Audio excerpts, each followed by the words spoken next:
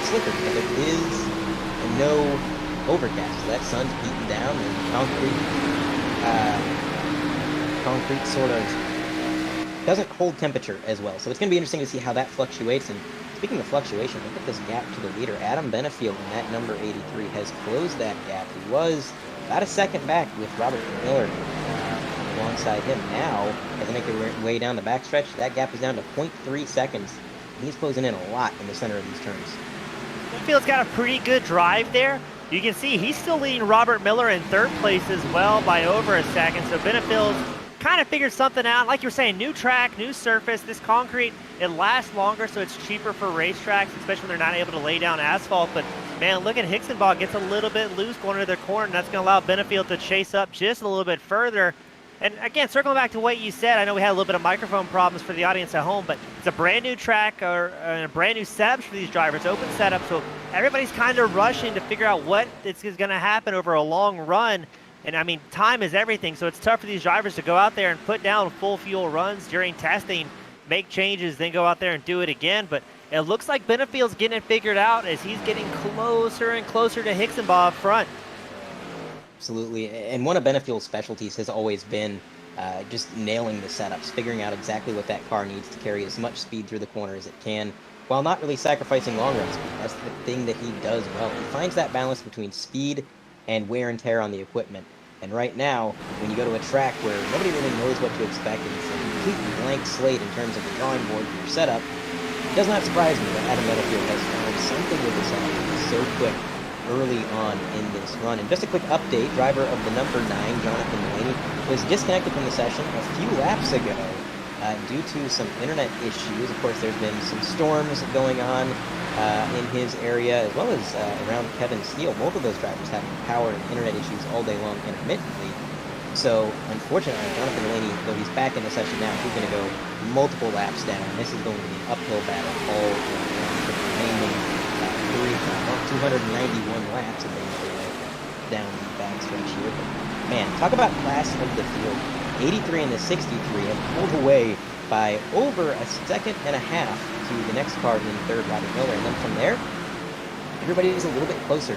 Only 2/10 behind Robert Miller, you've got Dustin Hall. About a second behind them, you've got Cameron Stone, who I got the chance to talk with a little bit before this race, and he wasn't sounding too confident. He told me that this car just was not feeling the way that he wanted it to feel. He's turned a lot of practice laps, and honestly, he's one of the few drivers that preferred this track pre-update. So before they changed the grip levels, before they updated it, he actually felt like he had a better feel of the car, and he was a little bit more confident. Ever since that change, it's been kind of an uphill battle trying to get this car figured out. Of course, it's a long event, and you talked about how long these races are, and how there's not many leagues that do this kind of event, James. And one of the benefits to these long races is the fact that you have so many green flag stops, or potentially yellow flag stops if we get any cautions or incidents, that you have a lot of opportunity to work on the car, change those tire pressures, change that track bar, figure out what kind of pit road adjustments you can make to bring that car to you as the race goes on. What you see early on from these drivers and the cars that they have may not necessarily be what they have later on. Yeah, I fully agree with you, Andre, and that's one of my favorite things about long green flag runs, where you get to see drivers' pit strategies come into play. When everybody's going caution fest, caution, back and forth for the entire night, it's everybody's always going out in the same set of tires. Nobody's really able to change things up too much because you're not getting in a groove, and it doesn't allow for good racecraft that these long green flag runs develop. And talking about Delaney with his internet problems, that's extremely rough because, I mean, Delaney was second in points going into tonight.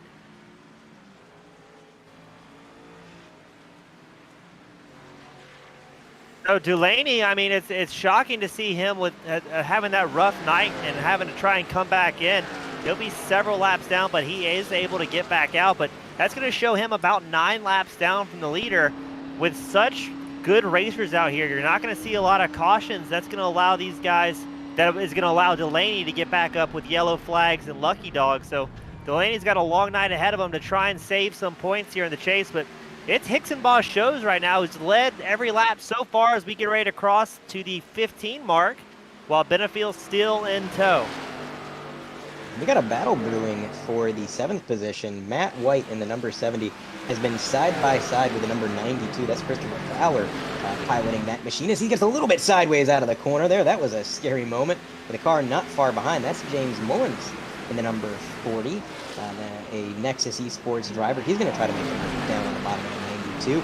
And that's the thing about this track. The bottom is definitely the preferred lane, but if the driver on the outside knows what they're doing, they can pinch you down to that apron, and they can really do their best to make you crank on that wheel and pinch your own car and take away that grip level that you might have otherwise had. And that's exactly what happened to Mullins there. You've seen him get to the inside of the 92. Looked like he had that move made, but the 92 kept him down against that apron, and you saw that rear end slide out on that 40, and that was all it took. He fell back, so he's going to have to regroup, try to attack again. In the meantime, Matt White is trying to make something happen with Brian Branham, and of course, overtaking is always difficult at a track that is somewhat one lane. But we do have a driver in the infield care center. That's something we do kind of neat, I think, in this league, James. So when a driver has issues and they're out of the race, sometimes they'll hop into the infield care center. We'll bring them up for an interview. That's what we're going to do with Jonathan Delaney. John Delaney, you got a copy? I do. John, not the way we wanted to see your night come to an end. We saw the disconnect there due to the internet issues. We thought you were going to get back out on track, but then immediately was back down pit road. What exactly happened out there, man? So, I'm honestly, I'm not too sure. My screen just froze entering one, and I felt my wheels, and I could hear what was going on, but I couldn't see. So I was, I was trying to, get it off the track, but I don't know if I, wrecked anyone. If I did, I really apologize. I couldn't. So my screen just froze. So I tried getting off the track. Glad I didn't bring out a caution. I think I did. So I was gonna go back out there, run some laps, just kind of stay in the race, but I don't want it to happen again, and ruin the race by that happening again. And so I'm just not gonna, I'm gonna watch, root for my teammates here, and so yeah, that's what we're gonna do. Absolutely. Now, obviously, it's again a very disappointing end early on. What were your expectations going into this race? Had all of this not happened, what was the car feeling like, and really, what is the competition like out there on this kind of unfamiliar track? I knew I had a lot of speed. I know Adam. I was doing a race against him last night, and we were really close on speed with him. And I think we actually improved the car a bit better overnight. So I think we probably had a decent chance at beating Adam. I know we had really good long run pace too, and short run too. I mean, we made up like 5 spots before that mishap happened. So it sucks because, like I said, I think we really had top 3 car at least. But we're going to Pocono next week. Start a little bit testing there. I'm excited for that. It's a double header, so we have 2 races to figure it out. If we don't get it done in the first race, we can hopefully get it done in the second. Absolutely. Well, John, again, we're sorry to see your race end the way it did, and hopefully next week we're talking to you again in the booth, but maybe under better circumstances, maybe up there in the podium when that happens. But wish you the best of luck going forward, and again, thanks for your time, Tom. Yep. Beyond Jerry. Of the number 9 out of the booth, and a little frustrated, obviously, I think, as anybody would be, but honestly, I think he kind of took that in stride. I think for a lot of these drivers, and even myself, if that kind of technical difficulty took me out so early on and I was so confident in my car, that would be really a heart-wrenching situation. So young Jonathan Delaney handling that very well. And I'll tell you what, James, I'm looking at the battle for 3rd right now, and it is heating up. Dustin Hall trying to get to the inside of the number 1. He's done this a few times where he gets set up on this backstretch, tries to dive it in 3 and 4, but just barely loses grip on the bottom, slides up, and falls back. So this battle not really seeming to end, but I think Dustin Hall might have the edge here. Got very, very lucky. Just out of frame or just at the top of the picture, if you're watching along at home, Ryan Samuelson in the 16 machine had a couple big moments that last lap. He got an off track. Looks like coming out the tri-oval, got just a little bit loose and sent around in the grass. Caution did not come out, so kept under green. And right as the 2nd and 3rd place battle you see on your screen between Dustin Hall and Robert Miller, right as those guys came up behind him, he got into the wall pretty hard and checked up. So those guys got very, very lucky battling for that position. They weren't involved in an incident because you saw Samuels come into pit road, gonna have to fix his tires, at least put some new ones, maybe make some car adjustments so that the car's a little bit easier to drive for him. So right now he's looking way, way too loose. Yeah, and that looseness is going to be something they're going to fight all night long. As we take a look at our 3-wide TV multicam on the top right, that's the replay. Samuelson in the number 16, he's trying to run that high line, and remember, not a lot of grip up there. That car is going to get sideways inevitably if you get on the throttle too much, and that is exactly what happened to Samuelson as he spins down the track through the grass. He's able to somehow gather it up, it looks like, maybe. Yes, sir, he got that thing pointed in the right direction. Back on the track, and what a save that was. Could have been a lot worse. The driver of the 16, Samuelson back out on track, and he gets a caution and some 4 fresh Goodyears on that thing. I think he'll be right back in the game. So our first real big mistake we've seen of the night, and I'm surprised it took this long. I ran a lot of test laps here. I don't do much at racing on iRacing. I kind of just watch other people race, but I did do some practice laps around this track just to see what these drivers were facing. You know, you go to other tracks that I'm familiar with, and I can kind of tell you, well, yeah, this is what they're going to be feeling. This is how the car's going to be. But I had no idea when it came to Nashville. And let me tell you, that top lane, it is all dust, all marbles. You do not want to be there. And when Ryan Samuelson found himself trapped up in that upper lane, I think what happened was kind of inevitable as Dustin Hall gets big sideways out of the corner as well. Man, that was... Yeah, Hall in the number 1 machine, just like right as you say it, Andre. He gets up in the marbles, that back right says, nope, this is not the place I want to be at. Gets a little bit wiggly, but able to hold on to it.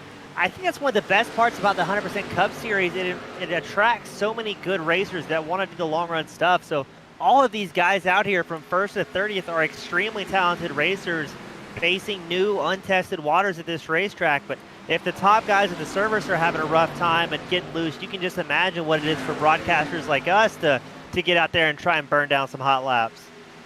Absolutely. And one thing I learned in practice was that just by communicating with some of the other drivers in the league and whatnot, it seems like everybody is kind of wearing out a different part or a different area of their car. Some of these drivers, like Cameron Stone and Bryson Hixenbach, they are going up there. They go through these corners and then they run through their fuel cell, and eventually they come down pit road, they check that tire wear, and their right rear is killed. Every other tire is all right, their right rear is gone. Other drivers, like I would suspect Dustin Hall, are killing their left rear, which is going to make it really loose on entry, which of course is going to inevitably affect your exit. And usually when you're killing your left rear, that tells you that something might be a little off on the setup, but not always. When you come to a track like this, you don't necessarily know what to expect. So some drivers burning up the right rear, some drivers burning up the left rear. And of course, if your car is tight and you're struggling to get rotation out of it, if your setup is a little bit more stability based, you're going to be burning up your right front, and that's going to make you tight through the center of the corner. So with all of these open setups and all the different philosophies these guys have when it comes to what kind of car they prefer to drive, they're going to be using up their equipment differently, which is going to play into their strategy. And I think that's something we're going to see a lot of tonight, a lot of strategy, as we have had no yellow flags yet. It's been green flag racing. I'd say we're probably somewhere close to halfway to getting to a green flag pit cycle, and tires are going to be important here. There's a very big plateau on the tire wear, James. I would say around about a 30.9 to a 31 flat is where the tires start to plateau. And after that, your tire wear and your lap times don't really fall off anymore. They stay there. So I think the big play is going to be trying to minimize the amount of time that you spend on that plateau without overdoing it and pitting too often. You have to find that middle ground. Yeah, it's all going to depend on what's going around ahead and behind you. I mean, we're watching 6th place back on and off, but 6th place Brian Brahman, he's leading about 8 different cars around, and all of these guys are almost a second and a half slower than their best session time so far. So 30 laps into a run is pretty good for a set of tires. Like you said, though, this is about as slow as they're going to be able to go fast. So they're going to keep at this pace for quite a while, and nobody wants to push too hard trying to get a position under this green flag run and kill off tires prematurely. They want to try and keep that average lap time as low as they can for as long as they can. And then if the opportunity arises to burn up a little bit of that traction left on reserve, do so. But I think right now everybody's keeping it pretty behaved, willing to click off some laps here. As we see Brian Brahman, he's running 5th. We've got James Mullins. He's up 9 positions to 6th. So Mullins having a great night so far in the 40 machine, doing a good job of keeping it clean out there.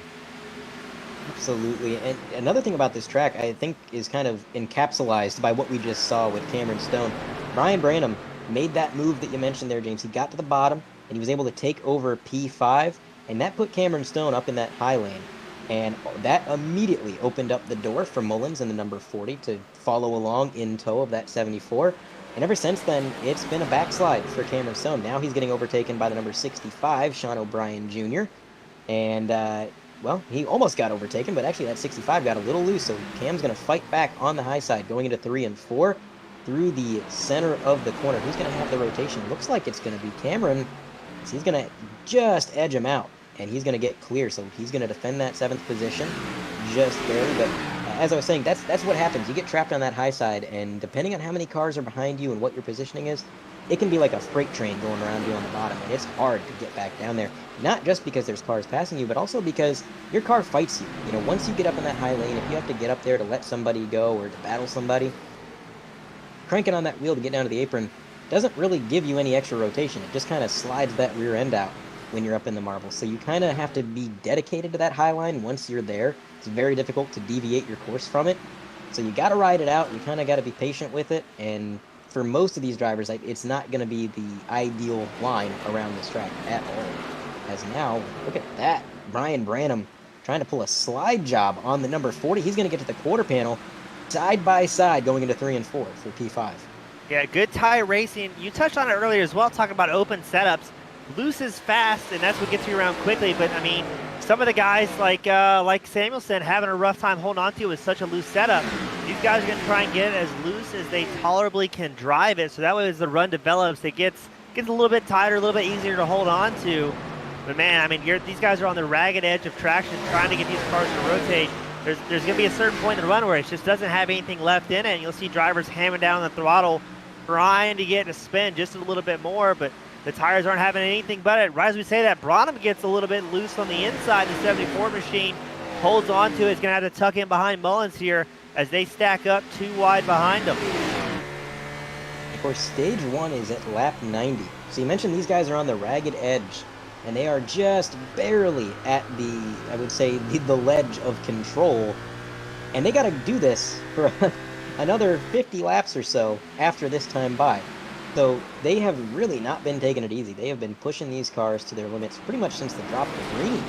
And, man, that's got to be exhausting to try and drive this car right on the edge of control, right at that sort of, I would say, tire slip barrier where you're between grip and sliding for 300 laps consecutively, especially when you don't get those yellow flags to kind of tell you, okay, we can calm down, we can take a minute to breathe, we can figure things out, we can relax for a second.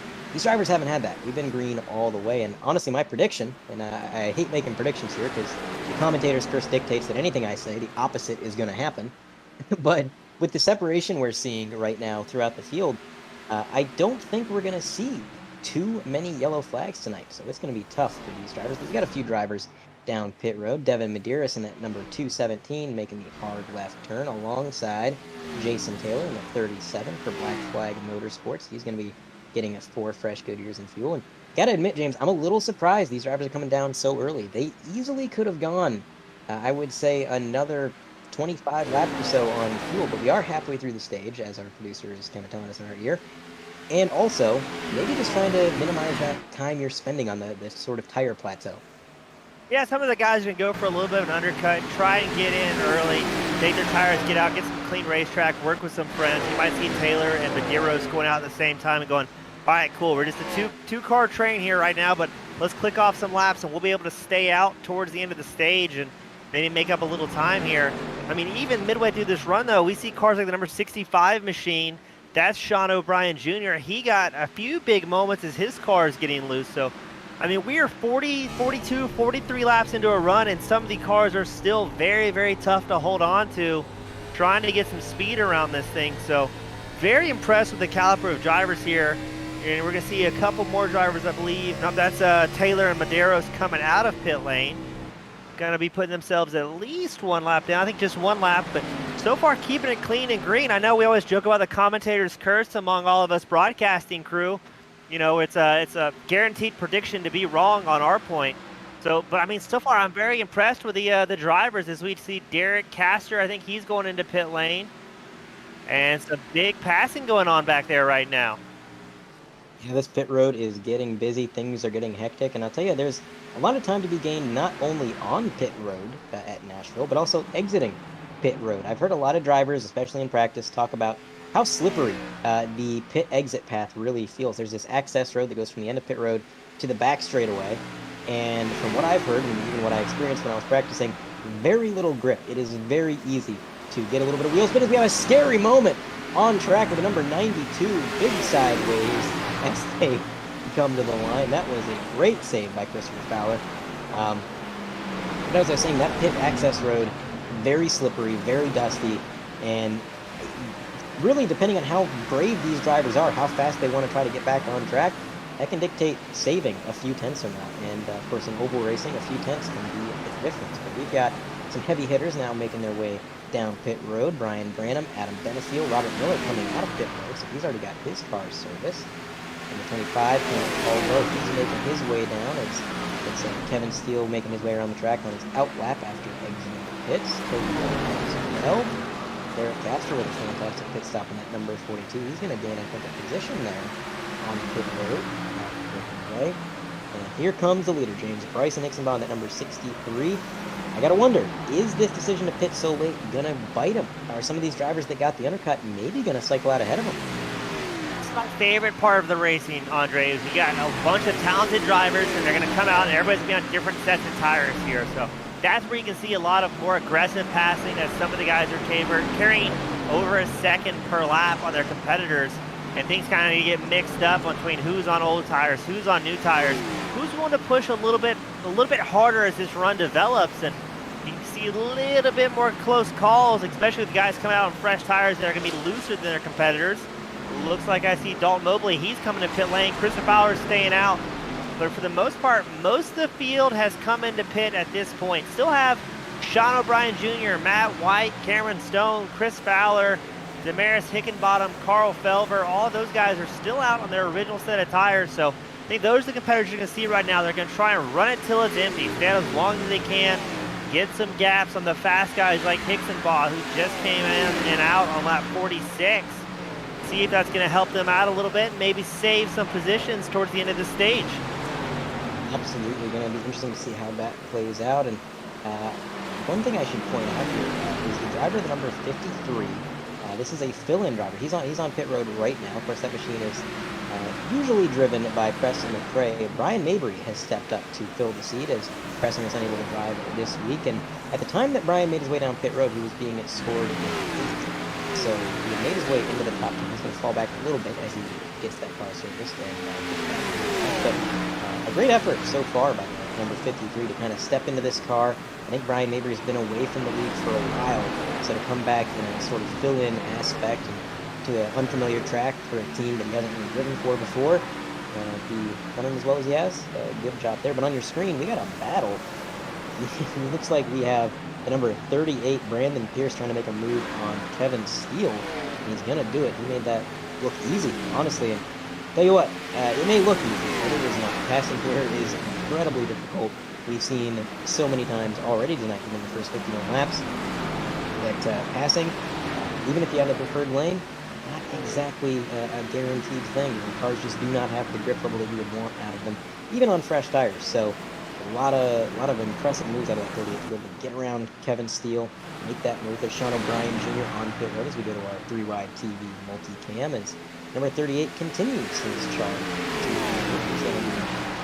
Looks like challenging, who is that? That is the number 37, Jason Taylor, alongside Brian Branham, who, again, that's another driver we've seen make some impressive passes. So I gotta wonder what these two drivers, Brian Branham and Brandon Pierce, have found out that these other guys have not, because it really seems like they're the two drivers, James, that have been overtaking the most consistently and really the easiest out of any of these guys. They get to the bottom and they can hold it. Their cars just seem to stick.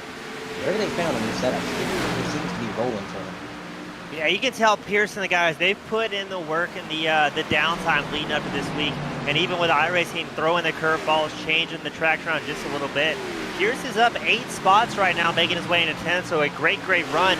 He's currently 8th in points, so he's no stranger to running top 10 and consistently finishing top 10.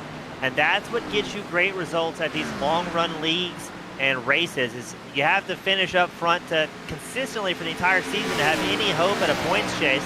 So Pierce he's a very smart driver, and I think that's what's going to develop or help these drivers out more so than anything. You can be a very fast race car driver, but if you're not a smart, consistent race car driver, it's going to make it a lot tougher for you in a championship chase.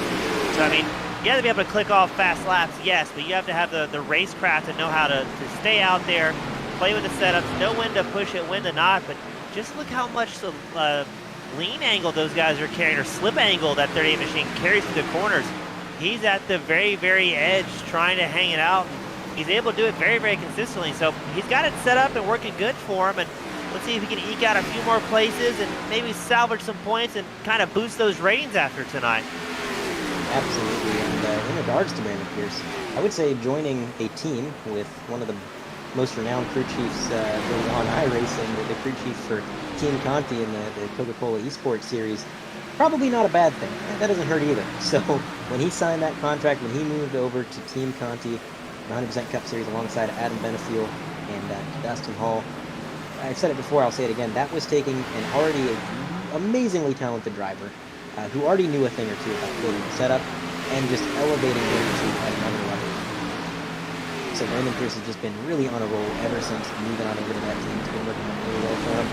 And he's just been on the hunt, trying to get that first win of the season, trying to make something happen. And you don't always need to be the guy that's going out there and dominating them. You don't need to win every race. Like you said, James, in a playoff format like we have, sometimes it's the consistency that pays off. Of course, last season, the driver who won the championship was not the driver who won the most races. Bryson Hixenbaugh won, I think, 15 races last season. So just under half of the races went to that number 63, and he did not walk away the champion. That was Cameron Stone with 7 wins. So less than half the wins that Bryson had. He was able to walk home the champion because he was just a little bit more consistent towards the tail end of the season. I fully agree with you, Andre. Teams are the way to go. A rising tide lifts all boats. I'm fairly confident in saying nobody out here on track right now is a full-time iRacer. So these guys all have real jobs, real families, and real hobbies outside of sim racing. So you only have so much time in a week to work on your racecraft and work on setups and build your graphics every week. So these guys, when they have a conglomerate, and you got 3, 4, 5 guys working together with crew chiefs, setup builders, it makes it easier for everybody to collect a little bit of data, combine it in with your friends, see what's working, see what's not. As a racer's point of view, I'd much rather have 4 guys testing different slight setups and see what works rather than one guy having to put down 8 hours of laps to see what's going to work best. So when those guys work together, it's going to help out the whole team on and off the track. And then like we're seeing tonight, it yields better results as well out on the racetrack. Absolutely does. Just a quick update on our leaders. Cameron Stone has been leading the race for a little while now. He's got a 5-second advantage over Bryson Hixenbaugh. Now I believe Cam has yet to make his way down pit road, so he is losing he is losing a lot of time staying out on the track, something to the tune of about 7/10 per lap to Bryson on those fresher tires. So he is kind of, I would say, dedicated to this long run strategy, trying to maybe hope for a caution or something that may play into his favor. But so far, everything's been clear and green, so he's almost inevitably going to have to make his way down pit road relatively soon. We are on lap 60. I believe a fuel run at this track is going to be somewhere around 70 laps, maybe a little bit more if you're conservative with the throttle. So he's kind of inching closer to that, and even then, Bryson, having already pitted, he is going to pass him for position under green here. So Bryson, really a dominant car. Adam Benefiel not far behind. He's got about a 2-second gap to Bryson. And I really thought, when I saw Benefiel come in a lap before Bryson, I thought he was going to be able to use that undercut, close into that number 63, and maybe make a lunge for it. But seems like that undercut not helping quite as much as I expected. Again, it is still a 2-second gap. Actually, almost 2 seconds on the dime. A 1.18 second gap to Cameron Stone for Bryson, and then for Benefiel, 3.183. So 0.02 of a second away from being exactly a 2-second gap. These drivers have been running near identical pace. It's just they've gotten separated on the track. As here we go. There's the move for the lead. Bryson is going to make the pass on the high side. Cameron Stone finally makes his way down pit road. And with that, our green flag pitting sequence is complete. And Bryson is going to cycle out the leader. So that long run strategy didn't come back to bite him like I thought it might, James. Seems like actually staying out a little bit longer might be the play going forward. Yeah, towards the end of that run, Stone was running about 1.5 seconds slower than Hicksonball with fresh tires. So over a long run, that gives you a little bit more room to play with, but I'm surprised how quickly Hicksonball was able to get back out there and reel him in. I mean, Stone held on to it for a very, very long time, so good to see. I mean, Stone stayed in, I don't know, was that 15, 20 laps longer than the rest of the field? So that is a very, very long time to stay out on shag tires and make something happen as he takes 4 and goes back out. So looking at live timing right now, looks like about 15 or so laps further than the rest of the field did on their stint of tires. I believe we still have one guy who may be out there on the original set, Carl Felber, the number 15 Ford Mustang. He's running 6th right now, up 19 spots. I believe he's still out on his original set of tires. That's interesting. I gotta wonder what the strategy is there. Maybe just trying to get that track position, hope for a caution or for something to kind of help him out there. But he's got to be getting close if he's really not pitted. His fuel cell's got to be feeling a little bit light in the back of the thing. It's kind of something else we haven't really mentioned, but with how important the handling of the cars is at this track, with how tough this track is to navigate, even something as minute as the weight of your fuel cell, how much your car weighs pound by pound, can actually change how your car handles.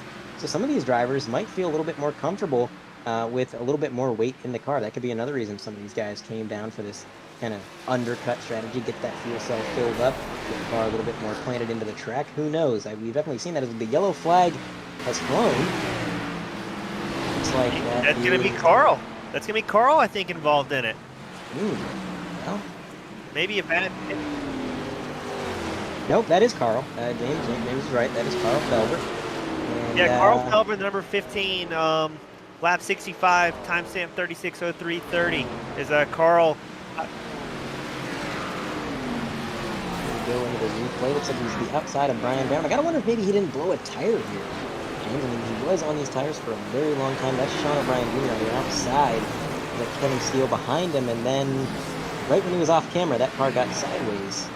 I don't see any damage to any of the quarter panels, so that does not scream blown tire. It could have just been that the handling had deteriorated to such a point due to his extended green flag run here. I'm going to try to get a better look at this. No! Oh, net code from the number 24, Kevin Steele is what turned in.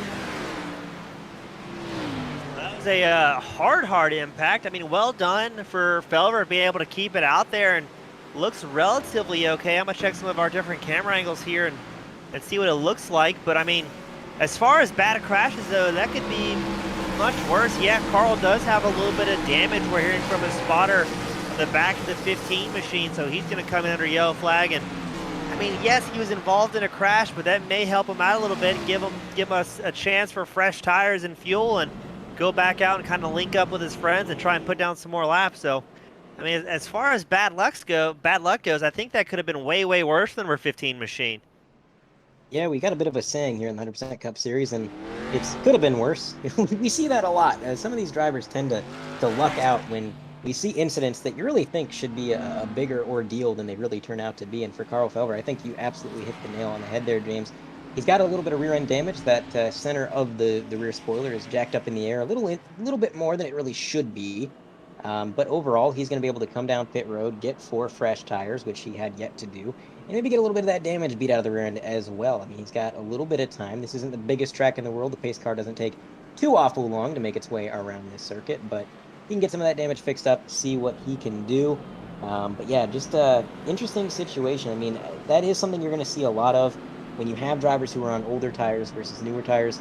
That closing rate can be difficult to account for, especially on a concrete surface, because I think you know as well as I do, James, when you're in the corner and you are dedicated to your line, trying to deviate from it is kind of like trying to push a 5,000-pound boulder with just your arms, because it's not going to happen. That car is dedicated to that line, and if you try to deviate, you're either going to wreck yourself, or the car is just really not going to budge. It's going to stay in that lane, and I think that's what happened with Kevin Steele. He saw the 15 and the difference in speed had to have been upwards of 30 miles an hour as they exited turn 4.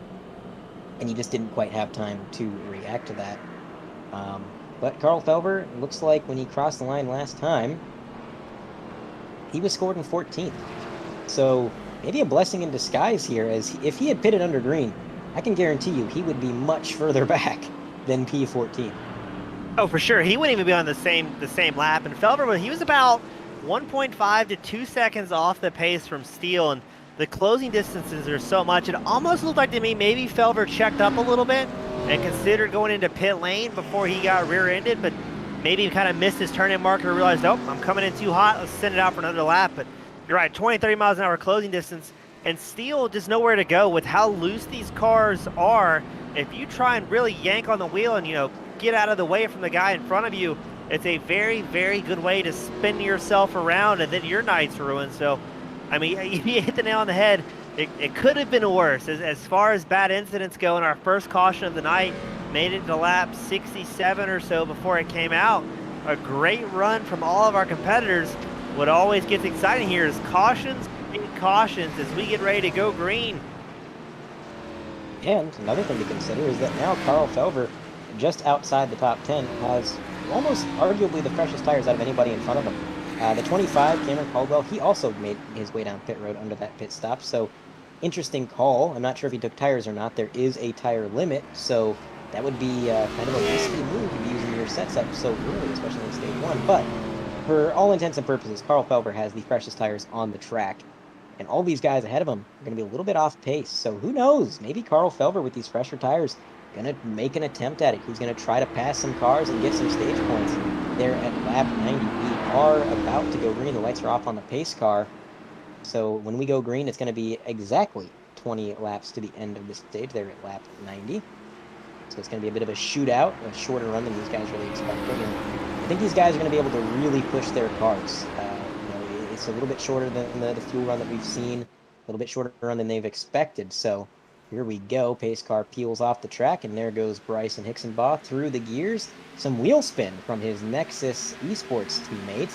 Number 10, Robert Miller, dropping back a ways and kind of holding up the number 40 there, James Mullins, as he's going to go side by side with Dustin Hall. These two drivers are not strangers to one another. They were battling earlier in the race, and there goes the 40 sideways down to the apron. He saves it. He is going to drop it. In the meantime, and again, it could have been worse with as sideways as he got. I felt like he was looping that thing around, but no, he got it gathered up and up front for the lead continuing. Adam Benefield about 3 car lengths back from our leader in that 63, and we know that Adam Benefield, kind of a short run specialist, doesn't always have the long run speed, but when it comes to the short run, you can expect him to be on the bumpers. We have a replay on the 2Ride TV multicam, top right of your screen. Keep your eye on that purple in your number 40. There he goes down to the apron. Immediately gathers it up with some, I would say, expert braking. He locked it up to get the car woed up, and he actually let off the brakes to get the wheels spinning so that it could straighten out again. That was really quick thinking by the driver of that number 40. You can color me impressed, as here comes the 83. I talked about it, James. Short run speed out of that 83. He's going to make an attempt at it. Yeah, he knows the stage is winding down. He doesn't have a whole lot of laps. About it's going to be 16 to go at the line here for the stage. He's going to try and get up there, see if he can at least rattle the feathers of Hixenbaugh in the 63 machine and maybe score some stage points here. Now, something to note, Andre, I did hop out, talk to one of the crew chiefs. It looked like most of the top 10 did come into pit at that lap 67 mark. So that might have been why we saw the number 40 of James Mullins get a little bit loose. He might have been on fresh tires as well. Mullins shows last pit stop was lap 67 for the same length time as 4 tires and fuel. So it could be a case of competitors going out on fresh tires and trying to hammer down immediately. That could have been what caused the wheel spin as well. It's hard to tell without being able to get in the car and listen on sometimes, but I think that's part of it was going on is fresh tires after a pit stop. Everybody gets so used to riding shag tires towards the end of their run, and next thing you know, you're out there on fresh tires and the car is just brand new underneath you, and you're back to square one getting used to an extra wiggly car. But Benefield and Hixenbaugh figured it out so far. Benefield still staying all over the 63's rear bumper there, and I'm curious to see if we're going to see a big move. It's going to be 13 to go at the line if he tries to edge out the 63 for a stage win here.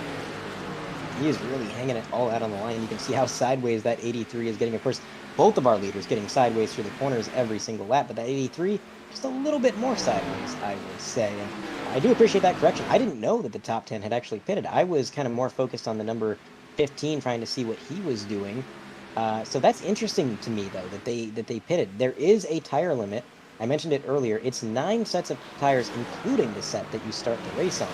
So they get 8 changes of tires throughout the 3 stages. And we've already seen it a couple times this season where drivers use up their tires a little bit too early. We get that late race caution, and the drivers behind that were a little bit more conservative, that had an extra set of tires in the bank, they got their tires and they drove away with it. So a lot of these drivers maybe not expecting that late race caution, feeling that it is worth it to come down pit road and get those fresh tires for the remainder of this stage.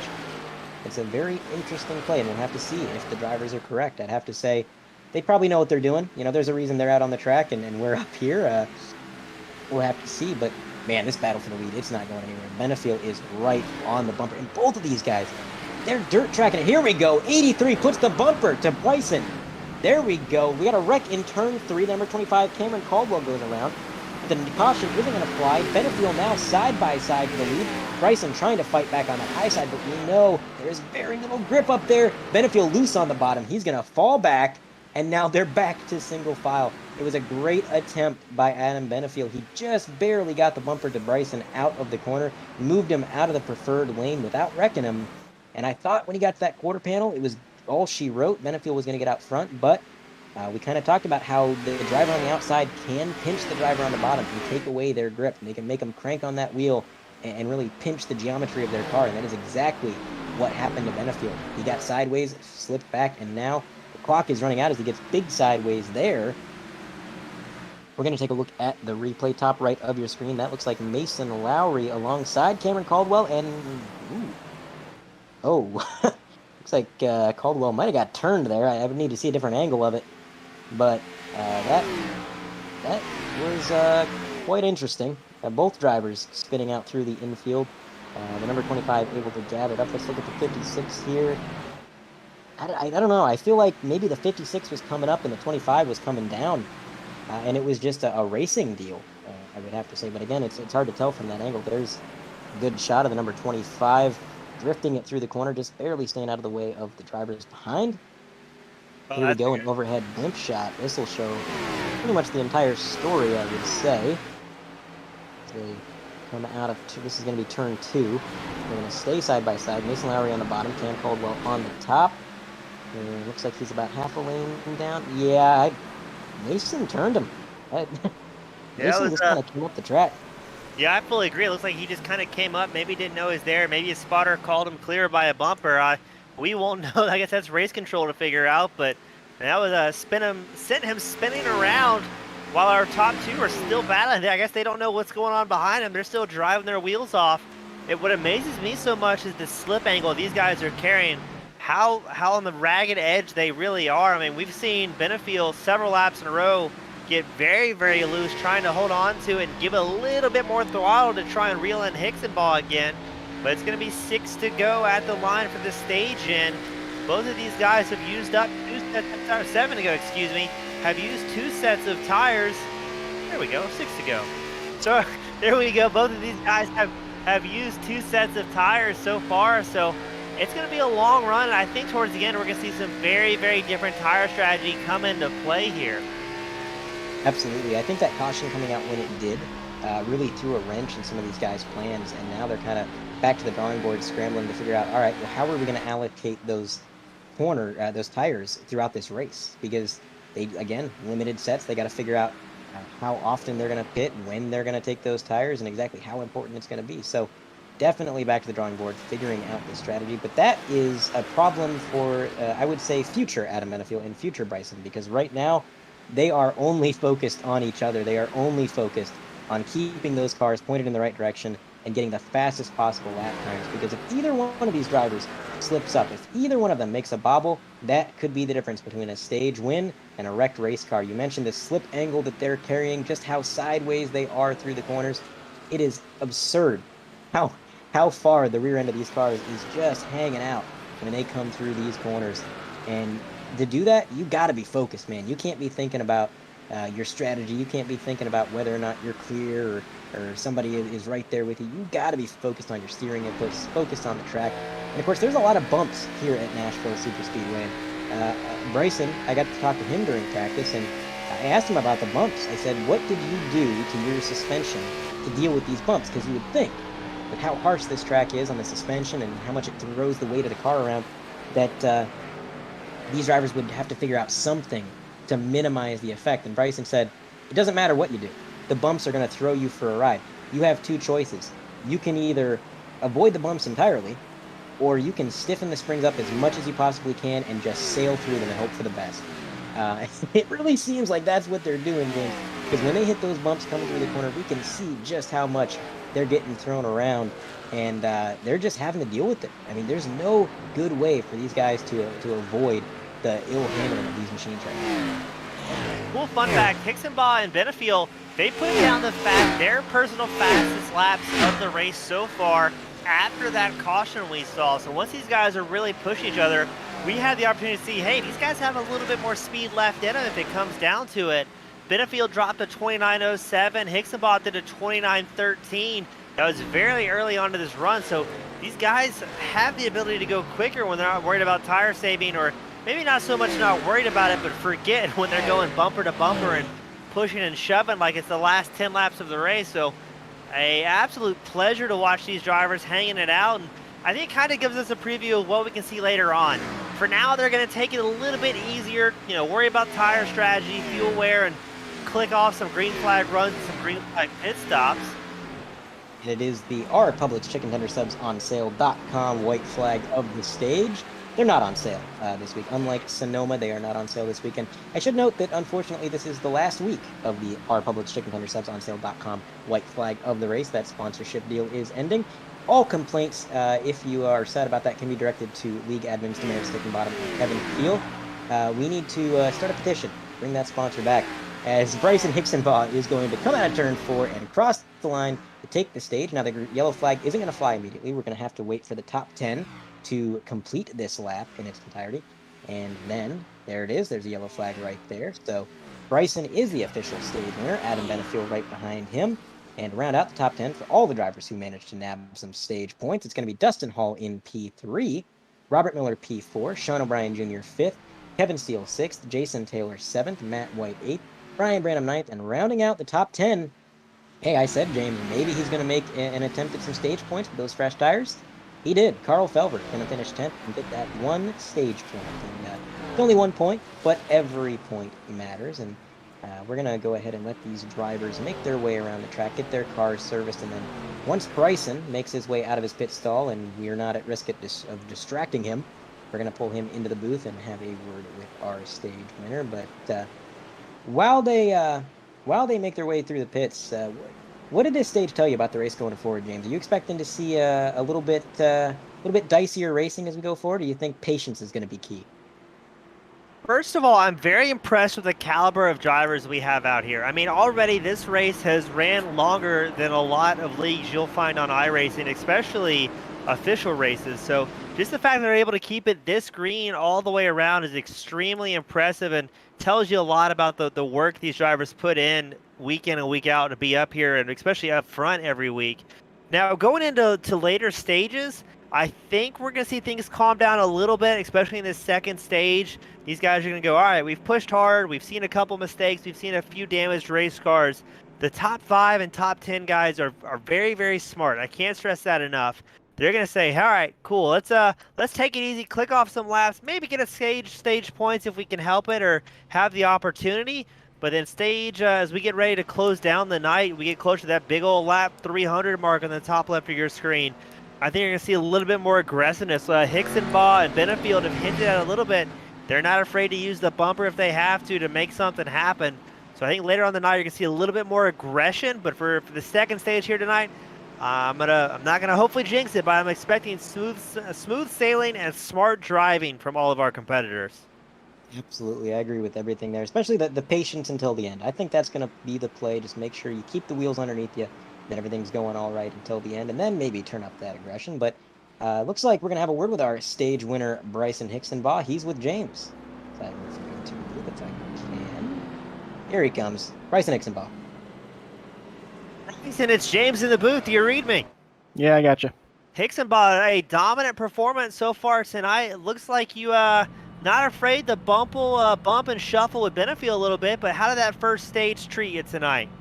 It was pretty good. Definitely got a really fast long run car here. I think Adam's better short run, but you just can't get around me. It was fun with that run into turn 2. You got under me, and then I just sensed it on the outside. And I was hoping the caution was going to come out and I'd be ahead because they were saying reckon in 3 at that time, and I had no intentions of actually pulling out the pass back. But I guess he got loose on the bottom, and I got back around him. Bryson, I'll be very quick since I know you're getting ready to race again. Any major changes you've had to make to the car? Are you pretty happy with what your starting setup is? It is dead perfect. Awesome. Good luck out there, Bryson. We appreciate your time. Thank you. So that's current race leader Bryson Hicksonbaugh. He's been putting on a great show tonight. Like you heard, he's very happy with what he has. No changes being made. He's going back out for stage 2 and see if he can click down some more hot laps and do it again. Andre, what do you think is going to happen as we get ready to restart here? It's going to be interesting, and I'm not surprised to hear Bryson say that he didn't want to make any changes. That seems to be his forte. He gets a setup, he likes it, and if he's comfortable with it, he doesn't like to make too many alterations. Now, on the polar opposite side of that, you have Adam Benefield, who is a driver who is widely known for constantly tweaking his car. They always say if it ain't broke, don't fix it, but Adam Benefield says things can always be fixed, no matter how good they are. We had a race earlier in the season there at Auto Club in California where the iRacing servers were having issues. Half of the entire race roster disconnected at some point early into stage 1. The league admins made the decision, hey, we're going to go ahead and make a new session so that everybody can join in. We're going to start from stage 2, and there's going to be a short intermission. So from the broadcast booth, we kind of looked at it as a bit of a rain delay. And Adam Benefield, he wasted no time. During that delay between sessions, he was looking at telemetry data. He was figuring out what the tires were doing, what the mechanical grip of the car was like, figuring out what he needed to change to get a little bit of extra speed. And when they joined into that new session, he had a brand new setup. He was the car to beat. He went on to win that race by a fairly large margin, and he did. He credited that win to the changes that he made later on into the event there. So I think Benefield is going to be constantly searching for that edge all night long. And Bryson, if he's comfortable with the setup, that's good. But sometimes that complacency can cause a little bit of a backslide. You start to get comfortable with the car, and the other drivers, they keep hunting. So we're going to have to find out. But Bryson, he's got a lot of wins in this series, so maybe he knows a little bit better than me as we get to the green flag. Looks like Robert Miller puts the bumper to Benefield before they even go green. That's an interesting play, as Adam Benefield is going to slot in right in front of his teammate Dustin Hall and behind leader Bryson Hicksonbaugh. Up through the gears and right out of the throttle immediately. That's the thing about this track. A lot of off-throttle time, and whoa, they're wrecking in turn 2. Yeah, Carl Felver, he's involved in that one a lot. It looks like somebody got a little bit loose. Brian Branham's involved. Kyle Amon, I might have messed that up. Sorry, Kyle. But at least 3 really good drivers involved in that. As we see Brian Branham, he's going to take the old iRacing tow back to pit lane. So carnage on the restart here, Andre. And Kyle Ammon took a huge hit to the door.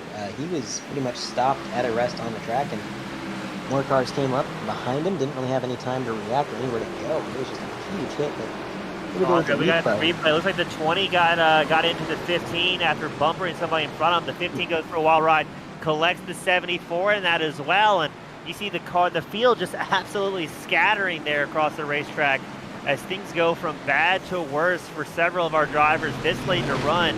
That's got to be extremely frustrating for him to make one restart attempt here and carnage on the racetrack.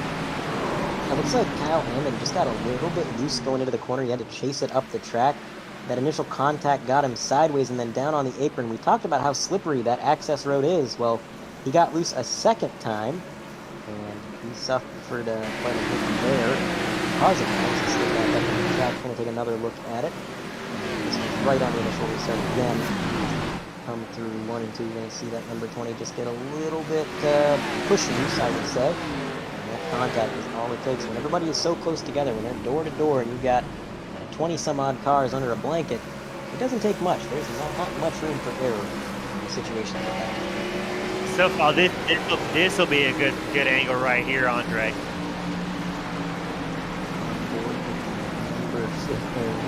Which car that is, but he's going to be. That's the number 33. Is he just? Oh! He does such a good job getting through it. Next thing you know, just into the door of the number 20. That is going to be a hard hit. You're going to see him come in and at least have the crew check over the radiator, see if they can get it all fixed up. Maybe a little bit of duct tape, a little bit of Flex Seal, trying to get that machine back out there. But man, that's so frustrating. You make it a third of the way through the race, and then you're involved with some carnage after all the hard work you've put down so far. Yeah, he was in the middle of recreating Days of Thunder, just driving through the smoke, cars all around him, but he was able to avoid everything so perfectly.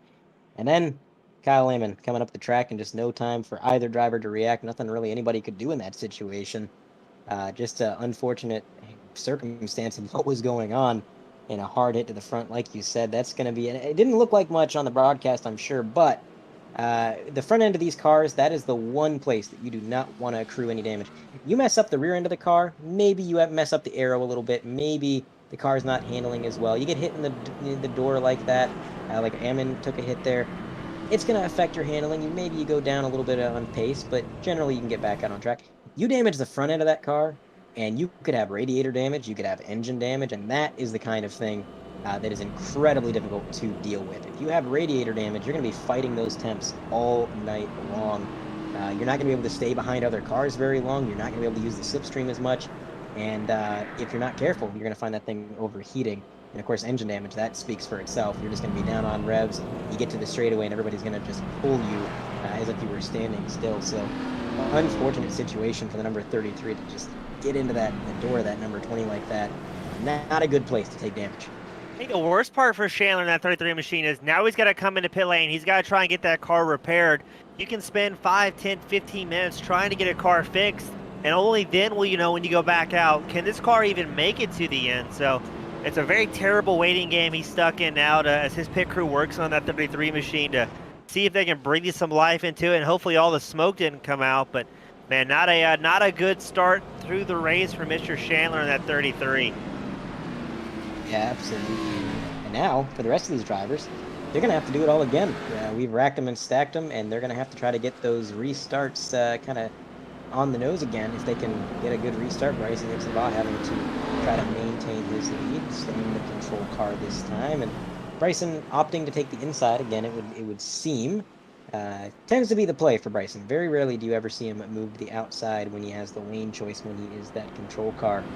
But I'm sure these drivers' nerves get a little bit frayed. It's always nerve-wracking when you have a restart, chaos breaks out, and then you immediately got to try it again with the memory of what just happened fresh in your mind. That's not an easy thing to do, as the lights are out on the pace car. And James Mullins, I would say a benefactor of everything that happened. He was able to work his way back up the grid a little bit and kind of get around those cars that were involved. He's going to be restarting in row 3 alongside Kevin Steele. So two drivers that were a little bit further back, a little bit towards the tail end of the top 10. Now they're up inside the top 5. Here we go. Pace car making that left turn. What is Bryson going to do? Is he going to wait? Is he going to stack him up? Looks like that's what he's doing. And a jump from the 63 is going to put Adam Benefiel side by side with his teammate Dustin Hall. Look at that. The number 1 to second place. And he's going to get clear of him before they even get to the corner. Yeah, Dustin Hall with a massive run. Sorry, I didn't mean to step on you, Andre. Yeah, Hall gets a massive run. 83 behind him, though. Benefiel gets loose. And that's going to stack up the field once more. The number 40, James Mullen, had a run, nowhere to go. But, man, that was an aggressive restart from number 1, Dustin Hall. He's up 2 spots from where he initially started tonight. But, man, he's looking good for some points if he can keep this up. Absolutely. Dustin Hall, he's got to win, I believe, this season. But extra points never hurt. He's had a few runs, ended a little bit earlier than he would have liked. He's been involved in a few incidents early on in some races. So the more good runs he can get, the better. And obviously Team Conti as a whole trying to climb their way up the points rankings, other than Benefiel, who is pretty much locked in and into the playoffs and has a lot of playoff points to spare. Team Conti trying to have a good team night. As there goes the 83. Look at that.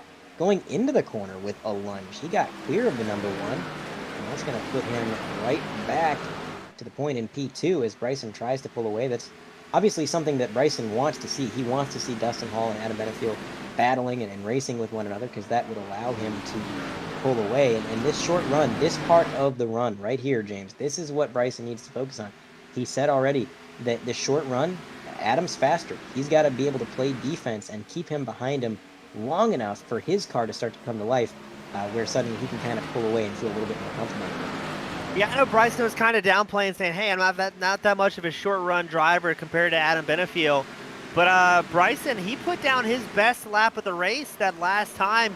The lap prior, he did a 29.08. Benefield did a 29.02. That's the fastest lap of the race so far. So, I mean, Hickenbob may have been not giving himself enough credit, but he put down the second fastest lap of the race on that restart. So he's got a little bit of short run speed in him, even if he wants to deny it. I mean, Benefield, that 29.02, these guys are absolutely flying. These tires are already 5 or 6 laps old by the time they did that restart. So not exactly fresh, but getting into that sweet spot of tires being warmed up, a little bit scuffed in, and able to carry their old big moment from Benefield as he gets loose coming out in the tri-oval. The moment that was, I think he might have got into the outside wall a little bit there. I couldn't quite tell, but he is just on the edge trying to catch up with his number 63. And I think he knows as well as Bryson does that the short run is kind of where that 83 is excelling. And he wants to get the lead if he wants to ride away with it. I think this is the time that he sees the opportunity. I think in his mind, the longer this run goes on, the harder it's going to get past that 63. So might as well take it when you can get it and push this car hard early on. And who knows, maybe the way he's set up his build, maybe he's figured something out where he feels like he can push that car a little bit harder and not worry too much about the tire wear or the wear and tear on the equipment. So that's what he's doing. And behind him, Dustin Hall starting to fall back a little ways, but he's still well within, say, medium distance of his teammate up there in that horizon. Further back even still for him, James Williams at number 40, hanging on to that 4th place position. What a night he has had, narrowly avoiding a few incidents. Of course, at one point, getting a little bit loose on the bottom and getting up. He's currently in a battle for the 3rd position with Robert Miller. Kevin Steele in 6th. That's another battle entirely. Jason Taylor and Kevin Steele, as well as Matt White, all making themselves a part of this party. Here goes Kevin Steele with a huge lunge. He got the bumper of the number 10 and had to lift big time coming out of the turn. Wow, what a lunge that was. This is a 5-car gaggle right here. These guys are not giving anybody an inch. And what I'm surprised, Andrew, I don't know a lot of these drivers personally yet. I haven't been able to hang out their haulers between races and had the luxury that you had, but I'm surprised we're not seeing a little bit more bump drafting, a little bit of teamwork. These Cup cars have such big air bubbles behind them. You almost have to lift or drag the brakes to allow the guy behind you to suck up in the draft and then give you a good hard shove. But looks like most of these guys are pretty happy staying where they're at. Nobody's really trying their best to pop the bubble, but oh, the 37 Taylor keeps getting big runs and has nowhere to put it. He's trying to make it happen on Kevin Steele, but has the check up going into 1 and 3 every time he gets those runs. But oh man, they keep pushing like this, it's going to be very close, and you might see a little bit of bumper banging going on as this run develops.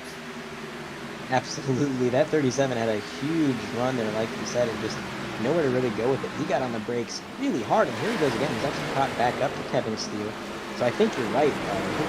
This 37 is definitely a little bit quicker than the 24. He just hasn't been able to complete this pass. Down the back straightaway, he's going to use the slipstream a little bit. What does he do with the 3 and 4? Is he going to stay in the tire tracks of the cars ahead, or does he make a move? It looks like he's going to follow him track for track down towards the apron with a good run out. Black Flag Motorsport teammate Matt White behind him, number 70 car. So you talk about the bump drafting and the teamwork aspect. I'm surprised not seeing more of it. On one hand, I agree. If you're in a situation like this is not a safe situation to be where you've got cars ahead of you, behind you, next to you. You're boxed in. and you're fighting this slow-handling car, ideally you want to get around these guys if you're faster, so you can kind of get out in front of them, get that clean air, set sail, and put yourself in a situation where you can kind of methodically click off your laps and just make sure that you're there at the end. And the best way to do that would be a little bit of bump drafting, a little bit of teamwork, maybe having your teammate open up the door for you. But there is an incident limit in this league, and that might be something that these drivers are kind of paying attention to. If you get too many X's, you're just going to be disqualified from the session, and usually that limit is a little bit lower than what you see in other leagues. It's a little bit less, I would say, forgiving, as well as the at-fault rule. So in this league, if you're at fault for 3 incidents in a race, you're not going to be there next week. You're going to be in the grandstands watching everybody else race, and then the following week you'll be able to climb back in your car.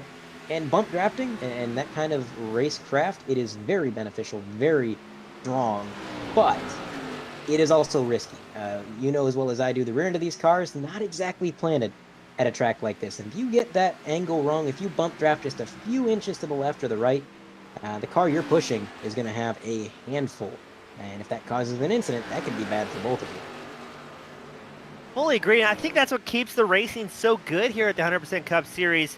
There's a lot on the line, and they do not reward bad or, let's call it, maybe risky driving is a very professional way of putting it. But so it leads to good racecraft, good camaraderie. These guys have a lot of time to get used to driving side by side with each other.